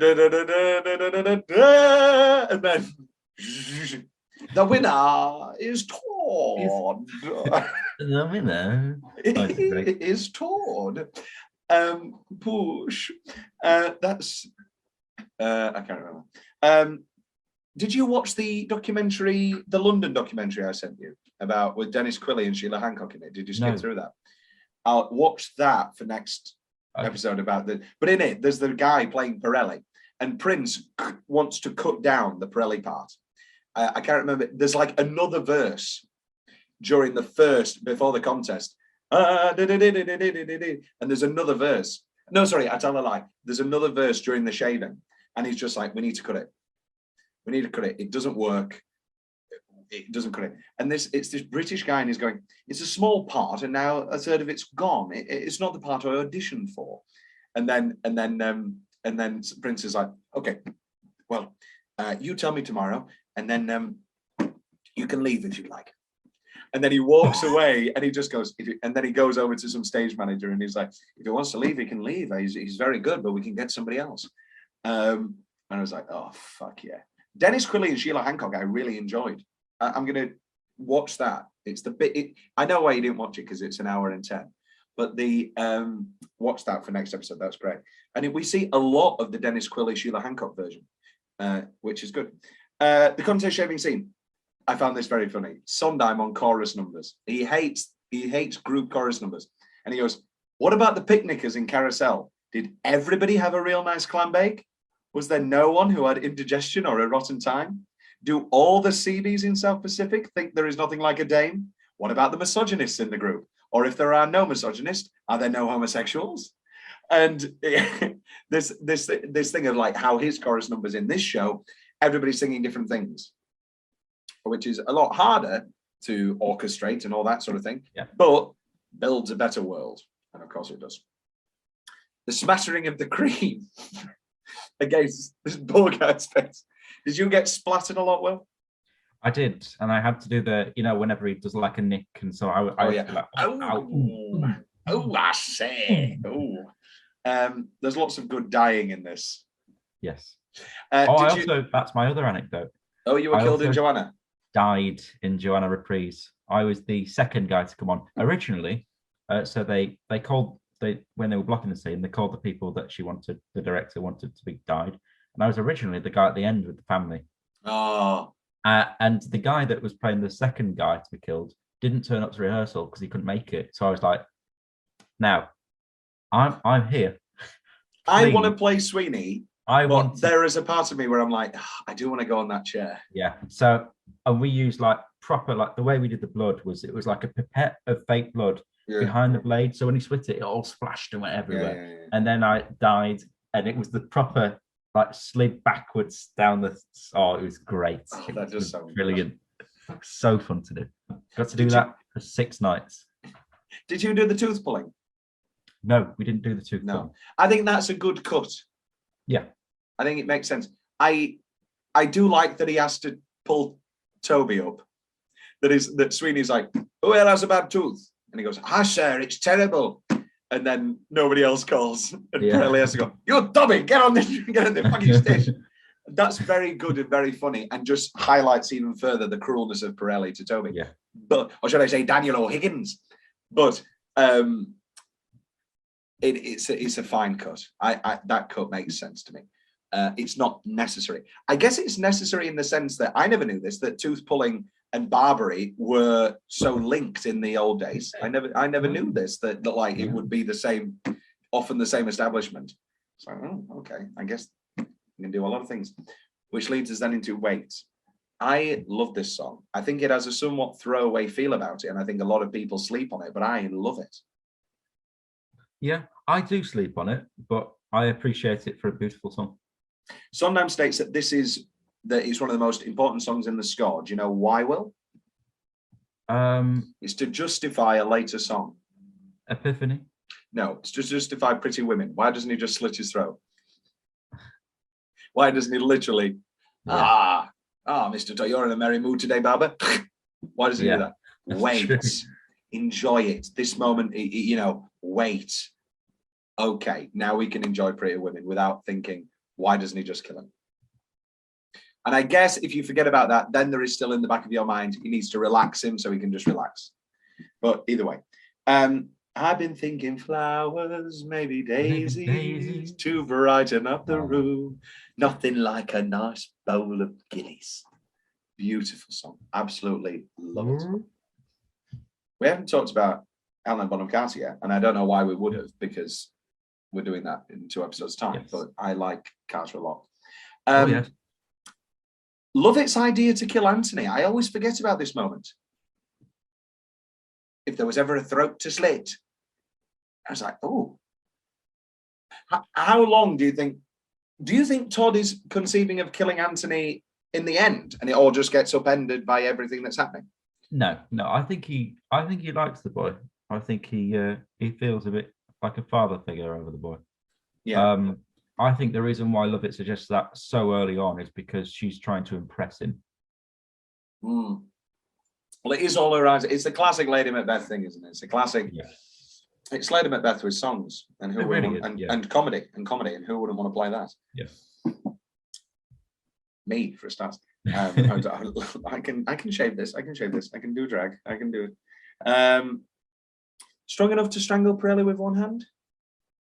Yeah. He's been working labour camps in Australia. This is another thing where the kettle beating him and leaving him just it's alive great. enough Great works choice. so much better. And also just movie making and sound design. Yeah. The building in the kettle. It's a perfect moment. We'll get to the Foley of the movie, I'm sure, when we do it, but it's incredible. Another Sweeney anecdote for me. The guy playing Pirelli, the final night, he live streamed, because obviously once Pirelli gets shoved in the box, he's there until the end of Act 1. Got to stay in there. Oh, of course, yeah. And so he live streamed the entire thing. Hey guys, I'm in the box. Could you hear it? Wait, no. Could he be heard? Was it soundproof box? Hey guys, his mic was off. It was like, hey guys, I'm in the box. And then like every time Love It opened, he's like, and one night he put a horse's head on. Oh, that's good. It's very good. Stuff like that are good because it doesn't affect the show, because no one could see it. Yes, but the problem is if you get a bad actor. Yeah. We've seen this before. Yeah. I can trick you. I can put a picture of a cock or something in a picture. Look at my wife. Look at my wife. And it's just like a picture of, I don't know, like Danny DeVito. We can do that because I know you won't break. But we have seen so many times. Oh, yeah. Just people and just completely laugh it. And it annoys me so much. It annoys me. I want to talk about Joanna Mea Culpa now. Okay. I know it's not in 1982, and I know that we're going to be talking about different versions of it next episode. But I want to talk it because as we're going number by number, I want to talk about it here. Oh, let's first talk about Daniel O'Higgins. Does that work for you? I mean, it works. It's funny. Yeah. However, again, I think Sacha Baron Cohen. You won't remember I like me. it. Yeah, it works better. It's more menacing. It is. And also cutting the reprise. I know that's an easy choice for a movie, but cutting, I can't. It sort of makes him less threatening.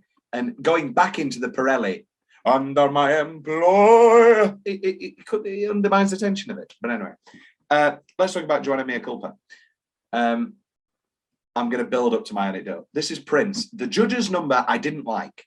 I thought the song was dangerous. I didn't know how to stage it because it was so explicit.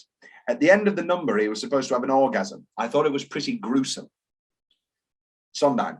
Just as I hoped with Krupke to be the first songwriter in Broadway history to use "fuck you" in a lyric, so I had hoped to be the first to have a character reach an orgasm in the middle of the song.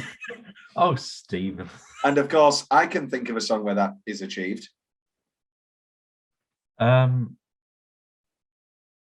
I'm making love with you all night. No, wait, it feels so much better. It's much better. It's much better. I feel so much better. I've realized what we're going to do. Next time we do a musicals block, we don't do Lloyd Webber. We do whatever we want. So we do Miss Saigon, the recording. We do Legally Blonde, the recording. We do The Phantom recording. The movie of Footloose. No. Our recording of, we do a live streaming of our recording. Can we live stream a drunken commentary on our Footloose? I don't know what the legally binding contracts of that would be. Oh, yes. I know it's boring and legalities. Okay, do you want to hear my Joanna Mea Culpa story? Yeah, I do. So that same day I sang Epiphany. Obviously, I'm a Sweeney Todd widow. I'm a Sondheim widow. So I know what Joanna Mea Culpa is. And so does Christopher Dickens, the pianist. Yeah. And the guy goes up and he says, I'm going to sing another version of Joanna from Sweeney Todd, Joanna Mea Culpa. And this is a version that the judge sings. And I like this song because for me, it perfectly sort of justifies the judge's character and makes you understand him and see that he's not actually all that bad.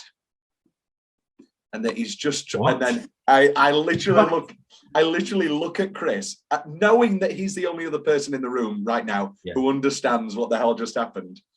Everybody else is just like sat there sipping their coffee and just like they don't know what's coming. Whereas there were so many dark references that jumped into my head there. I'm not going to equate this to 9/11. The thing that popped into my head was these people are just sat enjoying breakfast television on September 11th and they have no idea what's going to happen. I was like, that's quite dark. And literally, he starts singing, and he does it full pelt. Doesn't have a belt, does have a Bible, and literally starts whacking himself, beating himself on the chest. Full-blown method acting, whatever you want to call it. Starts scratching his face, and then afterwards, in the commentary, Sinead from Birmingham goes, your face is bleeding. And he's cut into his face, and he's bright red, and he's messed all of his hair up. Wow. It was incredible. So that's probably my favourite version of Joanna Miracle. Really? And the one we'll put on the Sondheim song canon. Leads us into Kiss Me. Incredible song. Understandable cut. Incredible song. I have Absolutely. Kiss Me at... Oh, I have it at 17. This is a typical thing of like, all of the songs are so good. Yeah. I love... There's a gate. I heard it on the gate. You don't have a gate. And then, the flustering and all that. But again, it's so beautiful. Will, who played Anthony in the original Broadway cast? Neil Patrick Harris. In 1979. Yeah. Oh no, it's I know him. I do know him. Tell me. VG, Victor Garber. That's The it. very own Mr. Andrews. And Cunningham from the film of Legally Blonde. But Mr. Andrews. No, this ship will sing. Beautiful singing voice. And we will hear his voice again for Assassins, where he plays John Wilkes Booth. He's incredible. He is so good. And we'll see Michael Cerverus again, for he played Booth in a different version. Which leads us into Ladies in Their Sensitivities, back into Kiss Me. My name is Todd, Sweeney Todd. Again, just absolutely swooning romantic score. Which leads us then into one of the best triple bill end of act ones ever written. Pretty Women will take us away. This is undoubtedly in your top 5. Oh yes. I'm battling with it being possibly one at the minute. There's 4 songs that I don't know whether they're one or not. I have it at 11. Really, Pretty Women. Oh, I've put Poor Thing above Pretty Women. Sorry, 1 minute. So you have it at 10, please, at least. Yeah, Poor Thing can go. Yeah, I'd like to do Pretty Women with you one day. Oh, who would you like to be? I'd happily be the judge in that. I think because I can't whistle. Go on, say the best line of the show. You're in a merry mood today, Barber. 'Tis your delights are catching fire. From one man to the next. I do actually. That's not true. I enjoy a better Turpin line in The Judge's Return. Quick, sir, a splash of bay rum. Say it. There's one recording where he just goes, Barber. Barber. Yeah. Benjamin, he just goes the full way. He's a barber.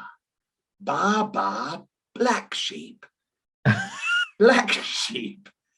Black sheep. You are from fields. Fields have carnivals. Carnivals have carousels. Carousels have barkers. Benjamin Barker. And then he goes, carousels have barkers. Bark is on a tree. It just keeps going. Trees have trees. I'm trying to get to Benjamin Button. Benjamin Barker. That's one of my favorite comparison videos. Is Benjamin Barker comparisons? Really? Is Benjamin Barker. Again, this is one of those where I know that I would blow my voice out after 2 weeks, because how can you not shout Benjamin Barker? And what's the other one? Finished. Well, no, you can do that safely. All right, you sir.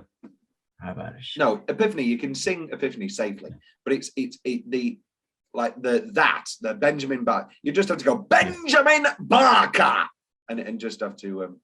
What can you do? Actress Corner with Thomas Carruthers. Or you could go Benjamin Barker. You're right.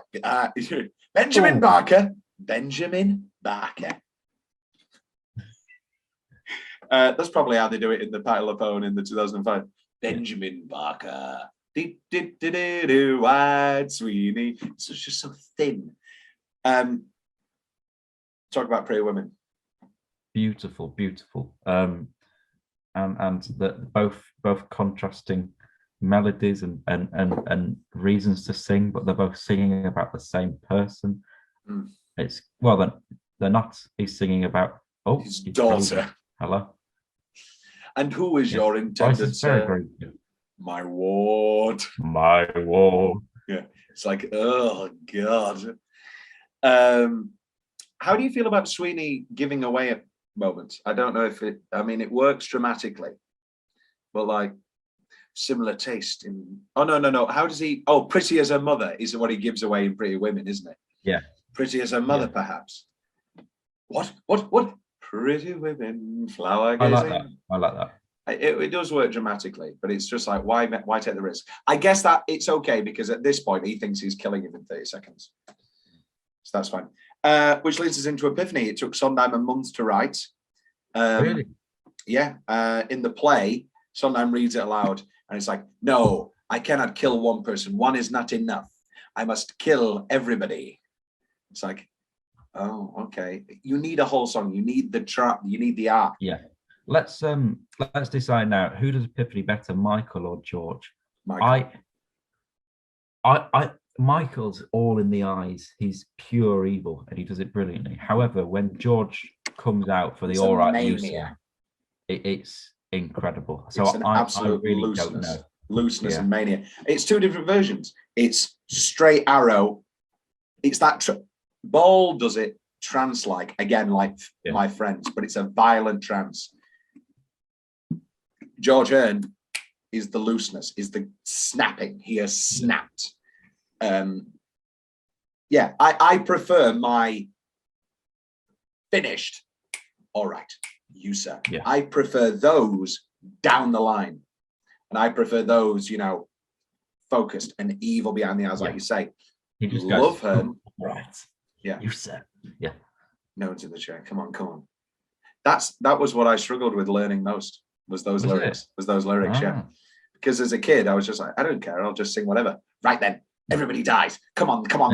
Sweeney's waiting. I'm here.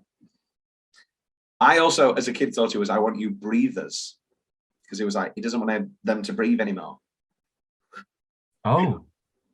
It was, it's bad. Oh, it's actually, Tommy says bleeders. I know. The Wheeler considered a religious epiphany. Sondheim thought that a schizophrenic breakdown would be better for the actor and the audience. Obviously, he was correct. I think it was just, it's a struggle to, over the course of one song, just suddenly change the entire play. Because let's remember, there's none of this cooking of meat pies and nothing. No. You forget about it, really, don't you? The grand reveal of the chair. Yeah, you forget how long it takes to actually for anything to, well, not anything to happen, but you know what I'm saying. Yeah. But as much, and for as much as this is the play where he kills people and puts them into pies, that doesn't come around for a long time. So then to end Act 1, are you still happy with this being our number one song? I am. I am. It's not my favourite song in the show. Neither is it mine. Or is it? I don't know, it might be. I just love it. Yeah, I think it's 3 or 4 for me. Okay. Dennis Quilley talks about this. Steve has the audacity to go from Epiphany to A Little Preach, the funniest song in the show. T.A. Callum for Time in his review said that Todd is one giant step for vegetarianism. It's just hilarious. It doesn't matter how many times I hear locksmith. It's great. I will laugh. We when we did Sweeney, I'll Love It suddenly had a freeze on stage and forgot her lines, but no one noticed because it was awful lot of fat. Only where it's at, it was that bit.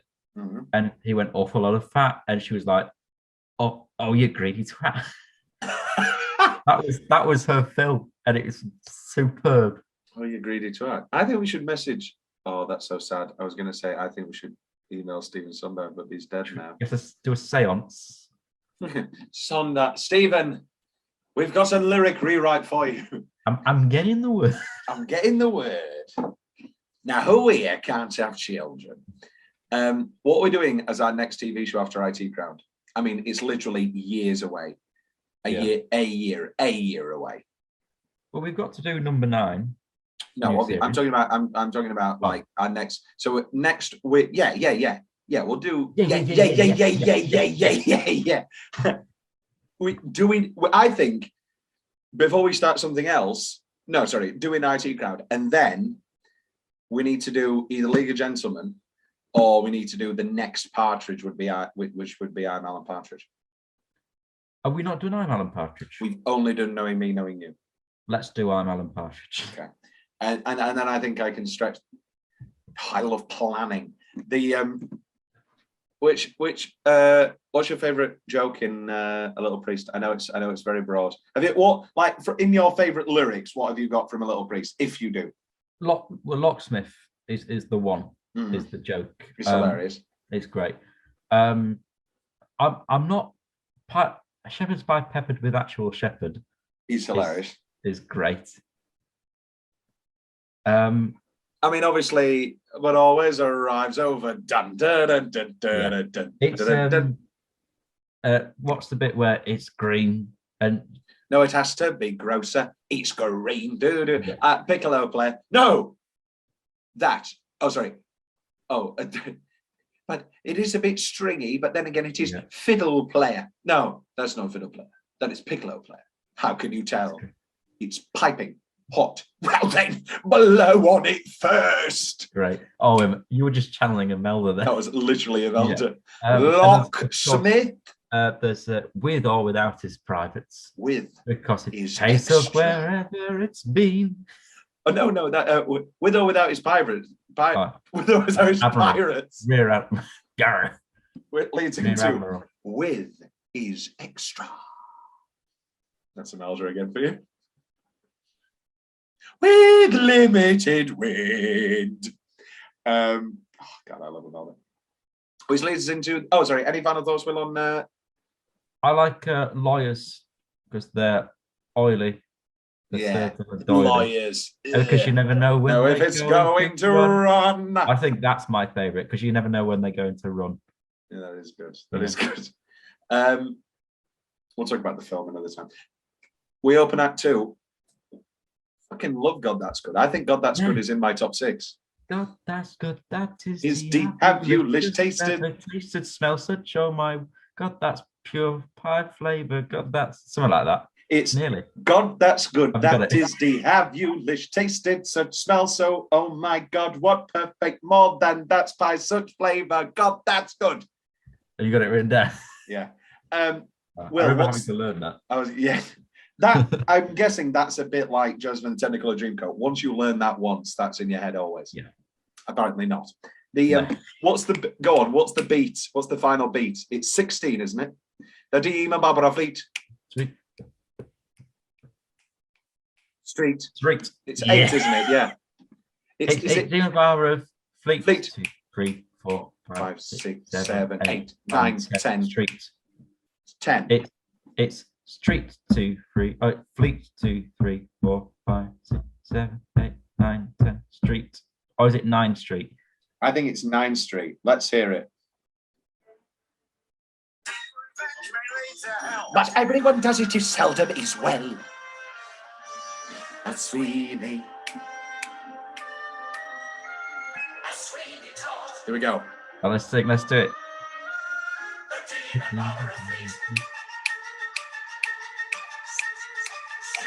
It's 8. It's on 8. It's on 8. So let's do it. Here we go. Are we doing it? Right, you try. The Demon Barber of Fleet streets. That was dead on. This is a great. I'm not doing it again. But then, yeah, and lovely. We'll get there. But lovely orchestration. Yeah. Yeah. Right. And the slamming of the door and the looks. Oh, it's incredible. Because they're going to hell. Yes, they are. And everybody who's eaten human meat is going to hell as well. If we believe in hell, then cannibalism, so most people are going to hell. It's wonderful. It's all completely planned within an inch of its life. Which customer was drunk, which had what needed pies, all that sort of thing. Again, Lansbury, Stone, all of these women can't help but give a great performance because they're not thinking about anything other than getting everything sorted. How do you feel about? I like the is there a chair fit for a king and the pie. I like it. I like it a lot. I mean, it's necessary, but it's just it's long. It's a lovely melody.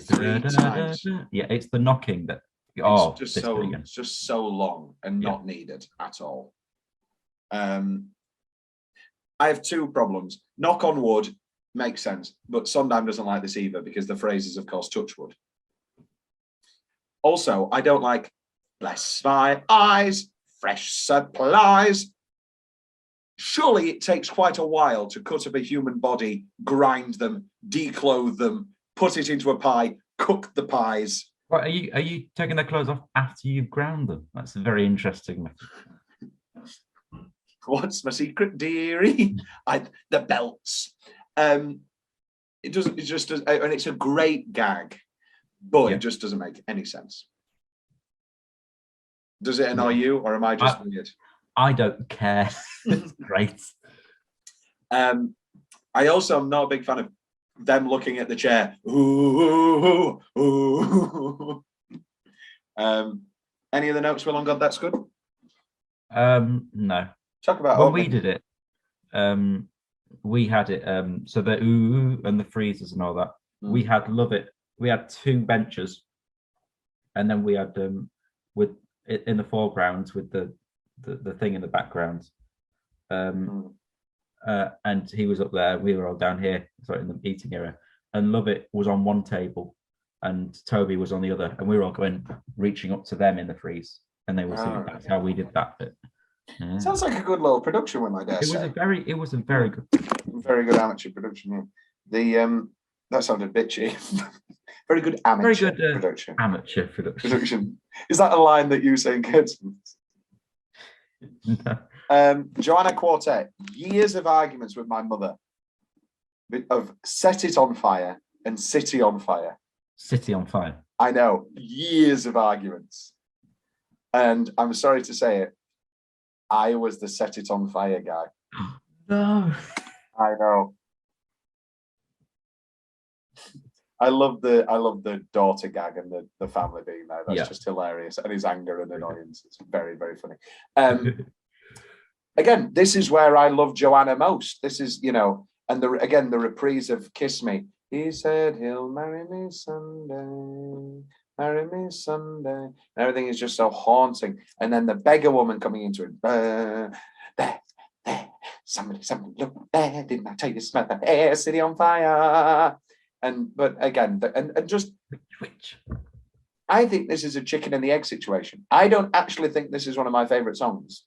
I think I love it in the film so much because I love all the killings. How many killings? How many murders in this one? 7. I think it's one of those things where as a kid I used to love this song most because that's when all the killing happened. And then I was just like, oh, okay. Really? I loved it. I think it's one of the most beautiful melodies he's written. That bit. You stay, Joanna. Oh yeah, it's my number 8. Yeah. My number 8. Which then leads us into. And there's of course they're in Asylum. Yes, as we will discuss. Why does Anthony go to Beadle? The man who killed the bird. And he's like, there is a grave misjustice happening. Of all the people. Come on, Will, this is something you'll have to justify later as a character. Because he has power. But he's killed the bird. It was just a bird. just a cat. Just a cat. The partly singed harmonium I found very funny. And it's only partly singed on account of the church burning down. We've got a nice, respectable business going on here. And then By the Sea. I think this is Lansbury's best. I do. I think I love By the Sea. Oh, why are you down on By the Sea? Not that you're down, but like what turns you I off don't about think it? it's very good in the film. Yeah, it's not very good in the film. It's not very good. But again, Imelda just absolutely knocks it out. Emma Thompson even knocks it out. In the show, it's great. Lansbury, the first song he wrote was By the Sea, and he said to me, Angie, I have written a song in which you have absolutely no time to breathe whatsoever. Right, this is loads of arguments with my ex. What do you think? But a seaside wedding could be devised, me Rumpel's bedding legitimized. What do you think of that lyric? Because to me, that I can't remember what her opinion was, but she disagreed. She thought they aren't having sex yet. Oh, no, I think Rumpel bedding, that means sex. They've had sex. Yeah. And they need to have, and then, but if they're married, then that Rumpel bedding will be legitimized. It'll be okay for us to have sex. Thank you. I said this for years. And then she was just like, no, they're not having sex yet. He loves his wife. Rumpel bedding. What she said to you as well. No, Tom, we're not having sex. Bring along your chopper. Then again, yeah, she was like, no, his knife. Oh, you know what my favorite lyric is? What? Now and then you can do the guesting by the sea. When Sweeney Todd, this is Sondheim, when Sweeney Todd premiered in England, I discovered that by happy coincidence, chopper is British slang for penis, making Mrs. Lovett a sly punster indeed.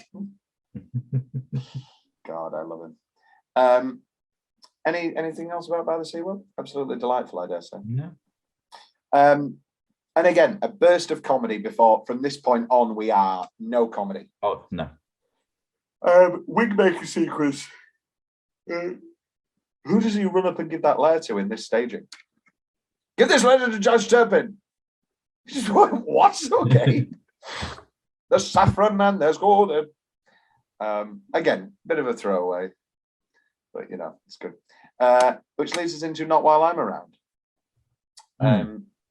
Which is one of my favourites. I think this is one of the top 3, I think. This is in your top 3? Yeah. I have this at 12. Really? I love this song. I do too. Again, let me clarify. When I say things like this is at 16, there isn't a single song in this score that isn't a beautiful masterpiece. I love the scene more than I do the song. Like I love its recovery with the muffler. I think even Lansbury does it well. Obviously, Imelda does it better, but just the whole put your lovely muffler on. You wouldn't want to get cold, and then nothing's gonna harm you, and then her recovering and all that sort of thing. What has brought this out on Toby? When has Toby started realizing? I don't think he's ever liked Sweeney. Yeah. And I think, I don't know. I don't think he knows that he's killing them. He just thinks he's an angry man. I just think because obviously Lovett's like massive mother figure to him. He loves her to bits, and he wants the best for her, and he thinks he's probably abusing her or beating her, something like that. Again, yeah, he's probably this Toby that we meet has probably only known abusers in his life. Yeah, only known. So he sees that he thinks that's what's going on, and then when the purse comes along, everything clicks, or at least he doesn't know he's killing people. It's the fact, that means he kills someone, he's going to kill you. Yeah, and I don't want to happen. He won't give up his purse, not with 2 quid. Demons will harm you. Oh no, I completely agree. I think it's a beautiful moment, and again, it's that thing of like, oh no, this is a tragedy, isn't it? Yeah, we were just having a great time. Bring along your chopper. We're having a great time, and then no. We're downhill from here. Loud. Well, when I said to you, like for our next episode, we're going to watch multiple versions of the show and talk about them. And I said to you, because we don't have the time to watch all 2.5 hours. And I said, what did I say to you? I said, yeah, just watch like most of the songs, and then like you'll probably just end up watching the final half an hour of each production. Because for me, it is the end of the first act and the end of the second act are just absolutely flawless. Bar parlor songs, Sweet Polly Plunkett. How is this in the actual staging? Because it's obviously cut down for this version, this 1982 version. Yeah. But I remember watching it, but I was a child, and all I remember was it being 10 minutes, and my grandma going, "Oh, this is a bit long. This I can see why they cut this from the film." 12 minutes, if you will. Because I remember it being like, when we did it, we're like, oh, this goes on for it, and no one enjoyed it. And it's just the way we staged it is probably how most people do it. It's just Beatles sat there on the piano going, oh. And I wish I could see it. Oh, well, we will see it again because I found the Imelda version. But I'm sure Imelda will be very funny. But it's an easy cut. I mean, this works. This cuts it and it works. So there we go. Well, for me, the cuts are parlor songs. Have a truncated version. Have what do you call it? Have cut the tooth, and keep John and Mea Culpa. Yeah, I think you have. So many people cut Mea Culpa. You can't. I think they cut Mea Culpa because it's fucking disgusting and perverse and disturbed. And yeah, in your fucking little. Again, this sounded bitchy. In your little regional production of Sweeney Todd, people are coming for a little priest, and people are coming to have a good time and have a laugh. And then I know. Well, that's what. Yeah, but it's like then suddenly halfway through this little regional production, how many seats were in your theatre? About 200. Okay. What theatre was it? The Rotherham Civic Theatre. Right. But like, I'm guessing that suddenly Mea Culpa, everyone's like, "Oh, this isn't in the film. This isn't in the film." There was a bit I remember hearing, not them, but someone told us afterwards. They were sat behind. It was one of the mums that sat behind this couple, and as soon as I turned the tail, the guy turned to his wife and went, "Jesus Christ, it's a musical." Well, my granddad. They always his friend with the company, they were allowed to, they always got the money to go down to London and watch a show and have a meal for a weekend in an hotel. That was their yearly bonus. And one at Partners went, and he said, and they watched Phantom, and he said, I liked it, but I liked, and I could understand it all until they all started singing at the same time. Two little moments I enjoy of Beadle. No, moments I don't enjoy. Sorry. I enjoy George Hearn. Yes, sir, I am completely at your disposal. Very funny. And I don't like, this is the problem with cutting parlor songs, is that you would then have Lansbury going, let's hope he's quiet to be on the safe side. To be on the safe side, I'll provide a little musical accompaniment. Yeah. Just terrible. Just have her immediately just start playing. We just had all of this, and then let's just spin straight away, and take them upstairs, or just have a sit back down. Sweet Polly Blanket. Little Toby I had this joke in my head of little Toby keep pulling things out. A fingernail, a finger, and she just keeps pulling things out. And there's a great YouTube. Gwyneth Paltrow's hair. And there's I think it's College Humor, and it's if Hannibal was a bad chef, and he's like, Côte d'Ivoire, a chateau of lamb, and it's just a foot. And it's just like he hasn't bothered to do it. Which leads us then into the final sequence. The engine roared, the motor hissed. So Fogg's Asylum will take it away. Here we go. So we are in Fogg's Asylum. This guy called Jonas Fogg, who is the asylum keeper. It's a very tricky role to master. And it was so tricky for me that one night I said the wrong line. I had one line. Well, not wrong. It was careful, child, smile for the gentleman, and you shall have a sweetie. That was what I had to do. It's very creepy. And instead of smile, I went, sleep for the gentleman, and you shall have a sweetie. Sleep. Yeah, as if I was about to inject her with a sedative. Yeah. You know what I find funny and enjoy is the way that Hal Prince stages it. It's exactly like, what was the Britain's Got Talent thing? Attraction. Oh, yeah. With the shadow people, yeah. The shadow people, yeah. And they stage it like that. And it was always like some sad story about a miscarriage or a war or like water or like somebody dying at war. And then Amanda Holden would always cry. Yeah. And then she cried. No, you can't cry. You're doing. There's a princess in about 10 minutes for everyone. What's that? Every series of from Shrek, every series of Britain's Got Talent, Amanda Holden ends up. And now we've got the 3 Fionas from Shrek, including Amanda Holden, and she does it. Is that? I don't think that is every season. No, it's a joke. Do you remember they did that night of musicals and Sheridan Smith and Amanda Holden did I Know Him So Well, and it was the worst thing I've ever seen in my entire life. Yeah. She was always out of breath. Wasn't it good? Oh, so good. Pamela Anderson opened in Chicago yesterday. Really? She's playing rock. Pamela Anderson? Yeah, dirty bastard.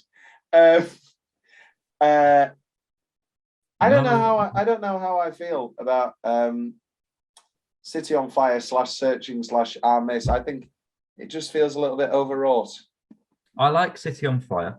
I like City on Fire, but the whole, I don't know. Yeah, you like City on Fire because you did it and you're in the chorus. I got shot. I had to lay down, and the entire City of Fire, all of the rest of the work had to come and attacking me and eating me, and then I got dragged off. Great. Did you ever watch Perfume with Ben Whishaw and Alan Rickman? Yeah, that's where he makes the perfect scent, and it's because he keeps killing women. Yeah. To get the perfect scent. Yeah, it's a great film. And then he ends up killing Alan Rickman's daughter, and he makes the perfect scent. Yeah. And it's so perfect that everybody has an orgy. Yeah. And fucks everybody. And then it's so perfect that he covers it in himself, and then the cannibals eat him. Yeah. Great. Weird movie. Good movie. Great movie. Yeah. It was reported by Earl Wilson that on one of the first nights, Len Cariou and Lansbury were nearly heavily injured by the bridge while she was singing "Nothing's Gonna Harm You, Not While I'm Around." and literally, you know, when they come out and do Looking for Toby and the bridge keeps lowering, at one point Len Cariou describes it and he goes, and I heard this, and I thought, that's not good. And then the bridge kept going, and I grabbed Len's Angela and I just pulled her out.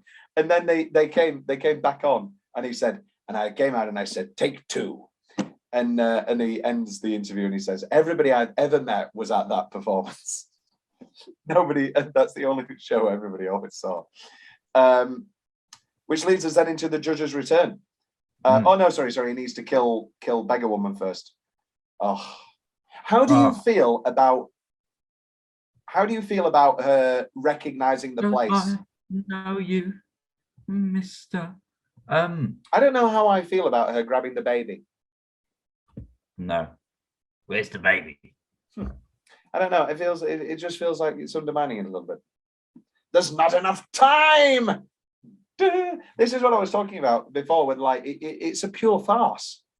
It like Toby's down in the cellar, but Beadle's there, and it is literally a full blown farce but with murders. And I love the musical sting as the judge enters. Da, da, da, da, rum. Dun, dun, dun. Thank goodness the sailor did not molest her. Come, sir. Have a shave.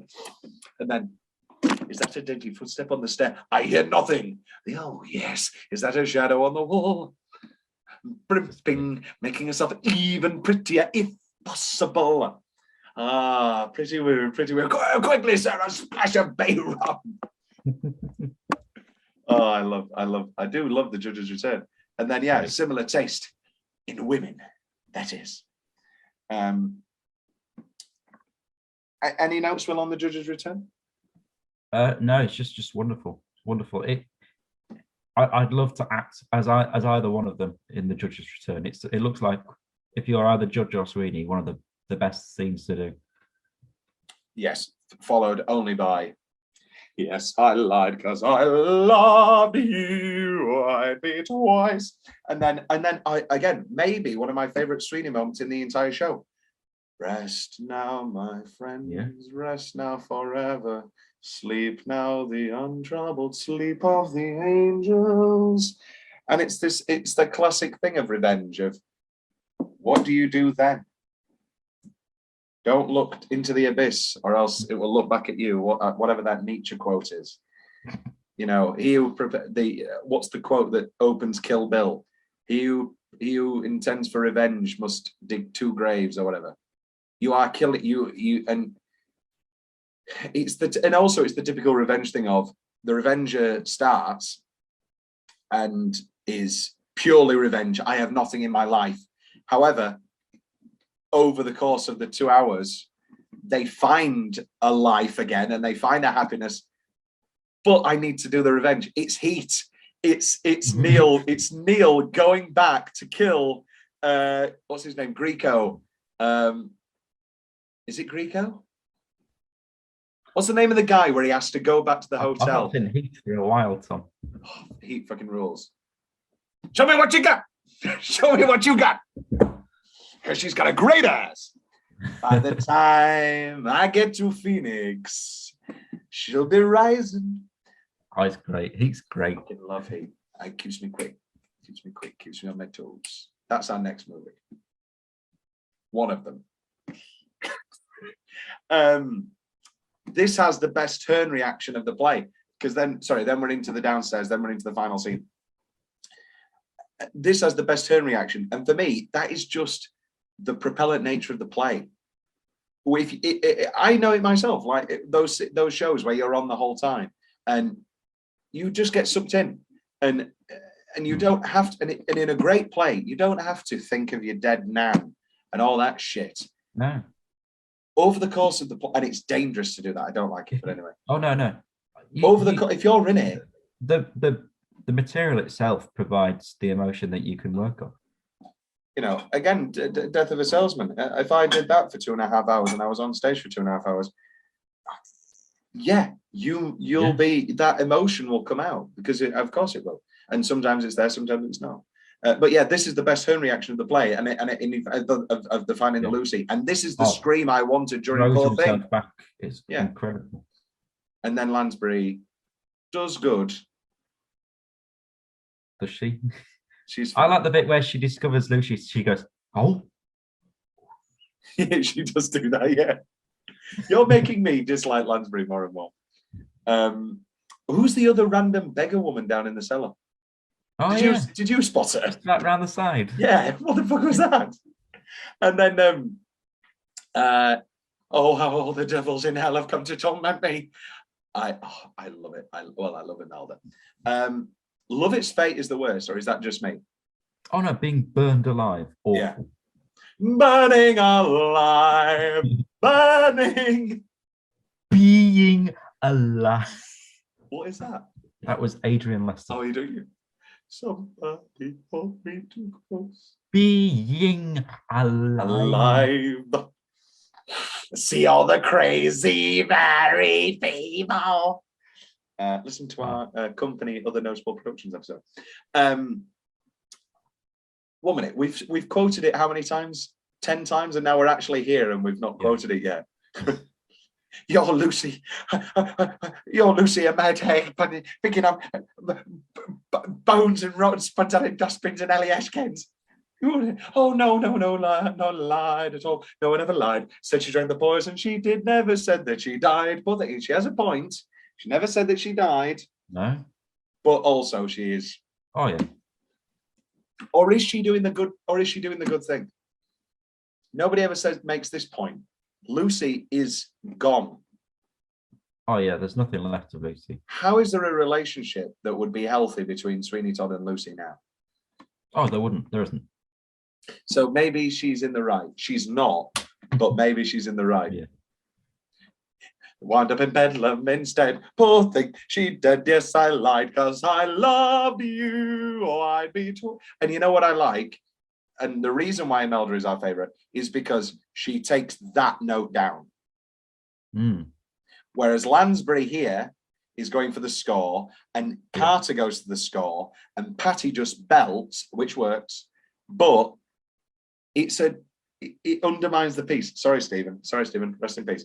But if you shout that line, it's so much better than yes, I lied because I loved you. I'd be twice the wife she was. And Carter has to do the same thing. And I don't know, maybe he just adored Imelda so much that he was just like, okay, throw it away. This George is this final, as you said earlier, with that reaction, but also George with Lucy now is my favorite version of that. He full on snogs the corpse. Yeah. That's it's a tragedy. It's a tragedy. It's like yeah. And then I just love the waltz. It's just so incredible. And then he snap, Mrs. Lovett, eminently practical and yet appropriate as always. And I love how Michael Ball spits those out. We'll get to that. But how I've lived without you all these years, I'll never know. Do you really mean it? And then she's taken in, and life is for the alive. And of course, they waltz too quickly close to the oven and have to do another circle next to the oven. Did you see that? Yeah. It's absolutely brutal. The killing of Lovett. That's an image that, like, as a kid, really haunted me. The Helena Bonham Carter. Oh yeah. Oh, that's terrifying. Cool.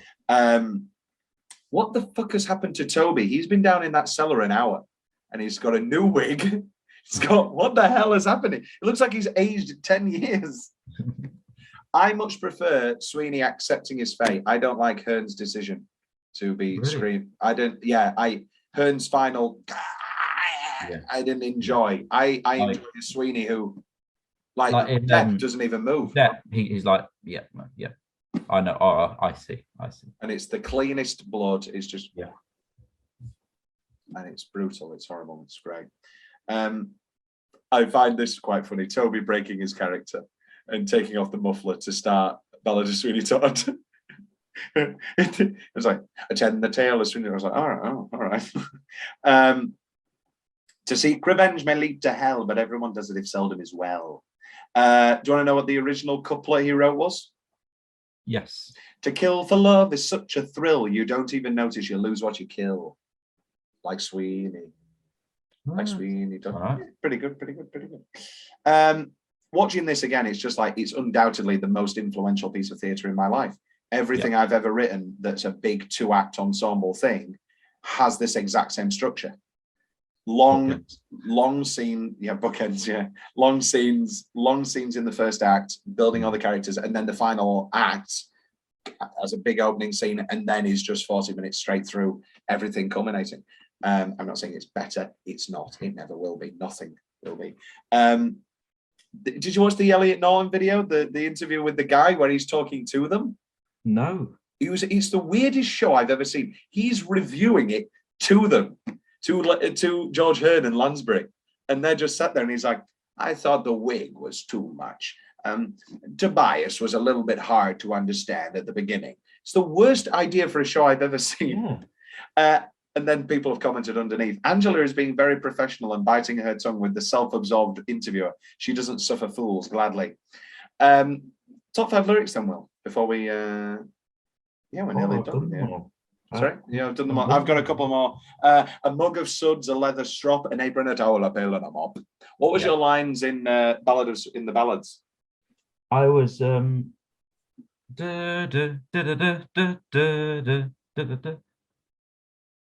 What? What do you mean? Oh, you mean the opening number? Yeah. Oh, I didn't get chosen to sing because I really wanted to be a timber tale. You wanted to be the first. Yeah, well, back then I was realizing, hold on, I've got a deep voice, but obviously I was still a child. But a child.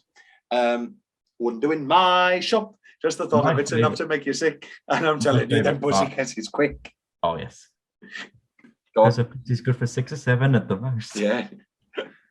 My favourite part of the ballad ending is when Beadle and Pirelli come down with swing on. Yeah. When we did it, again, when we did it corner, our Pirelli came in at the wrong time. So it was just like, da, da, da, and it was just, da, da, da, da, da, and he just comes on going, swing your way. It just freezes. It's very funny. How gratifying for once to know that those are bubbles of those down below. To seek revenge may lead to hell, but everyone does it if seldom as well. And they are our top 5 lyrics. We will finalize our top 6 and 7 songs and add them into the canon next episode. But right now, Will, I want to hear what your current penciled out 6 are. My current penciled out 6 are in no particular. I've done it in order of running, just so it. That's fine. That's fine. My Friends. Okay. Pretty Women. All right. Epiphany. Yeah. A Little Priest. Yeah. Joanna Reprise. Not While I'm Around. My top 7. I'm going to say in no particular order. Yeah. But this is the order they're in. A Little Priest, Epiphany, Ballad of Sweeney Todd finale, God That's Good, Worst Pies in London, My Friends, final scene. So the outliers currently are Pretty Women and Not While I'm Around. But they are so important to you that I will. But also this is one where I don't give a shit. We can add it. Well, let's just put them all on the yeah, who cares? Yeah. Because we're not going to be adding a lot from Passion. Sorry to ruin that. It's coming back into it with Ruthie. With Ruthie, yes. Yeah. Did you see that comment? Somebody commented. It was like, "What does Ruthie Angel think of Gemma Collins being in Chicago?" And she was just like, "Best luck for you." Blah blah blah blah blah. And then I was like, "Oh, that's so disappointing." They definitely thought she was going to say Gemma Collins isn't an actress. Which leads us to the end of our first episode. Next episode is Sondheim Other Notable Productions. We're going to be looking at, let's have a look what we're looking at again. We're going to be looking at we're going to be looking at them all, basically. I've managed to find clips of a lot. We're going to be focusing a lot, of course, on the Imelda production, the concert from 2001, the Emma Thompson concert, which I thought was very good on her end, and then the John Doyle, everybody sings and everybody fucking gets their own. I don't think I like John Doyle at all. No. I don't like his company.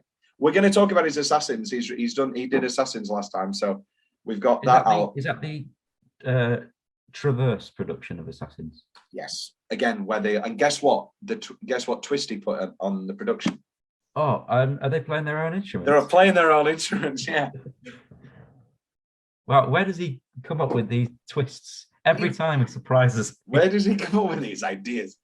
I was trying to think what I sounded like then, and it was Jack Nicholson's Joker. Where does he get those toys? We haven't done any Batman movies, Will. We haven't, have we? We've not even done Dark Knight. They're the Batmans. I think we could do Batman Forever and Batman and Robin because we're both very anal. Yeah. But then that leads. But I don't want to do any Batfleck. No, I've not seen any Batfleck. Don't. Is he not good? No, he's good. Yeah, I imagine he's very good. Actually, good casting. Yeah, he is. Yeah. Okay, then that is, as they say. That's any final thoughts, Will, on Sweeney Todd, the 1982 version, and I guess Sweeney Todd as a whole. Well, it's my second favorite musical of all time. So it's yeah, very so good. that'll do it, won't it? Yeah. Yeah, we're going to go through history next episode. Lots and lots to talk about. We'll see you then. Ba ba ba ba ba.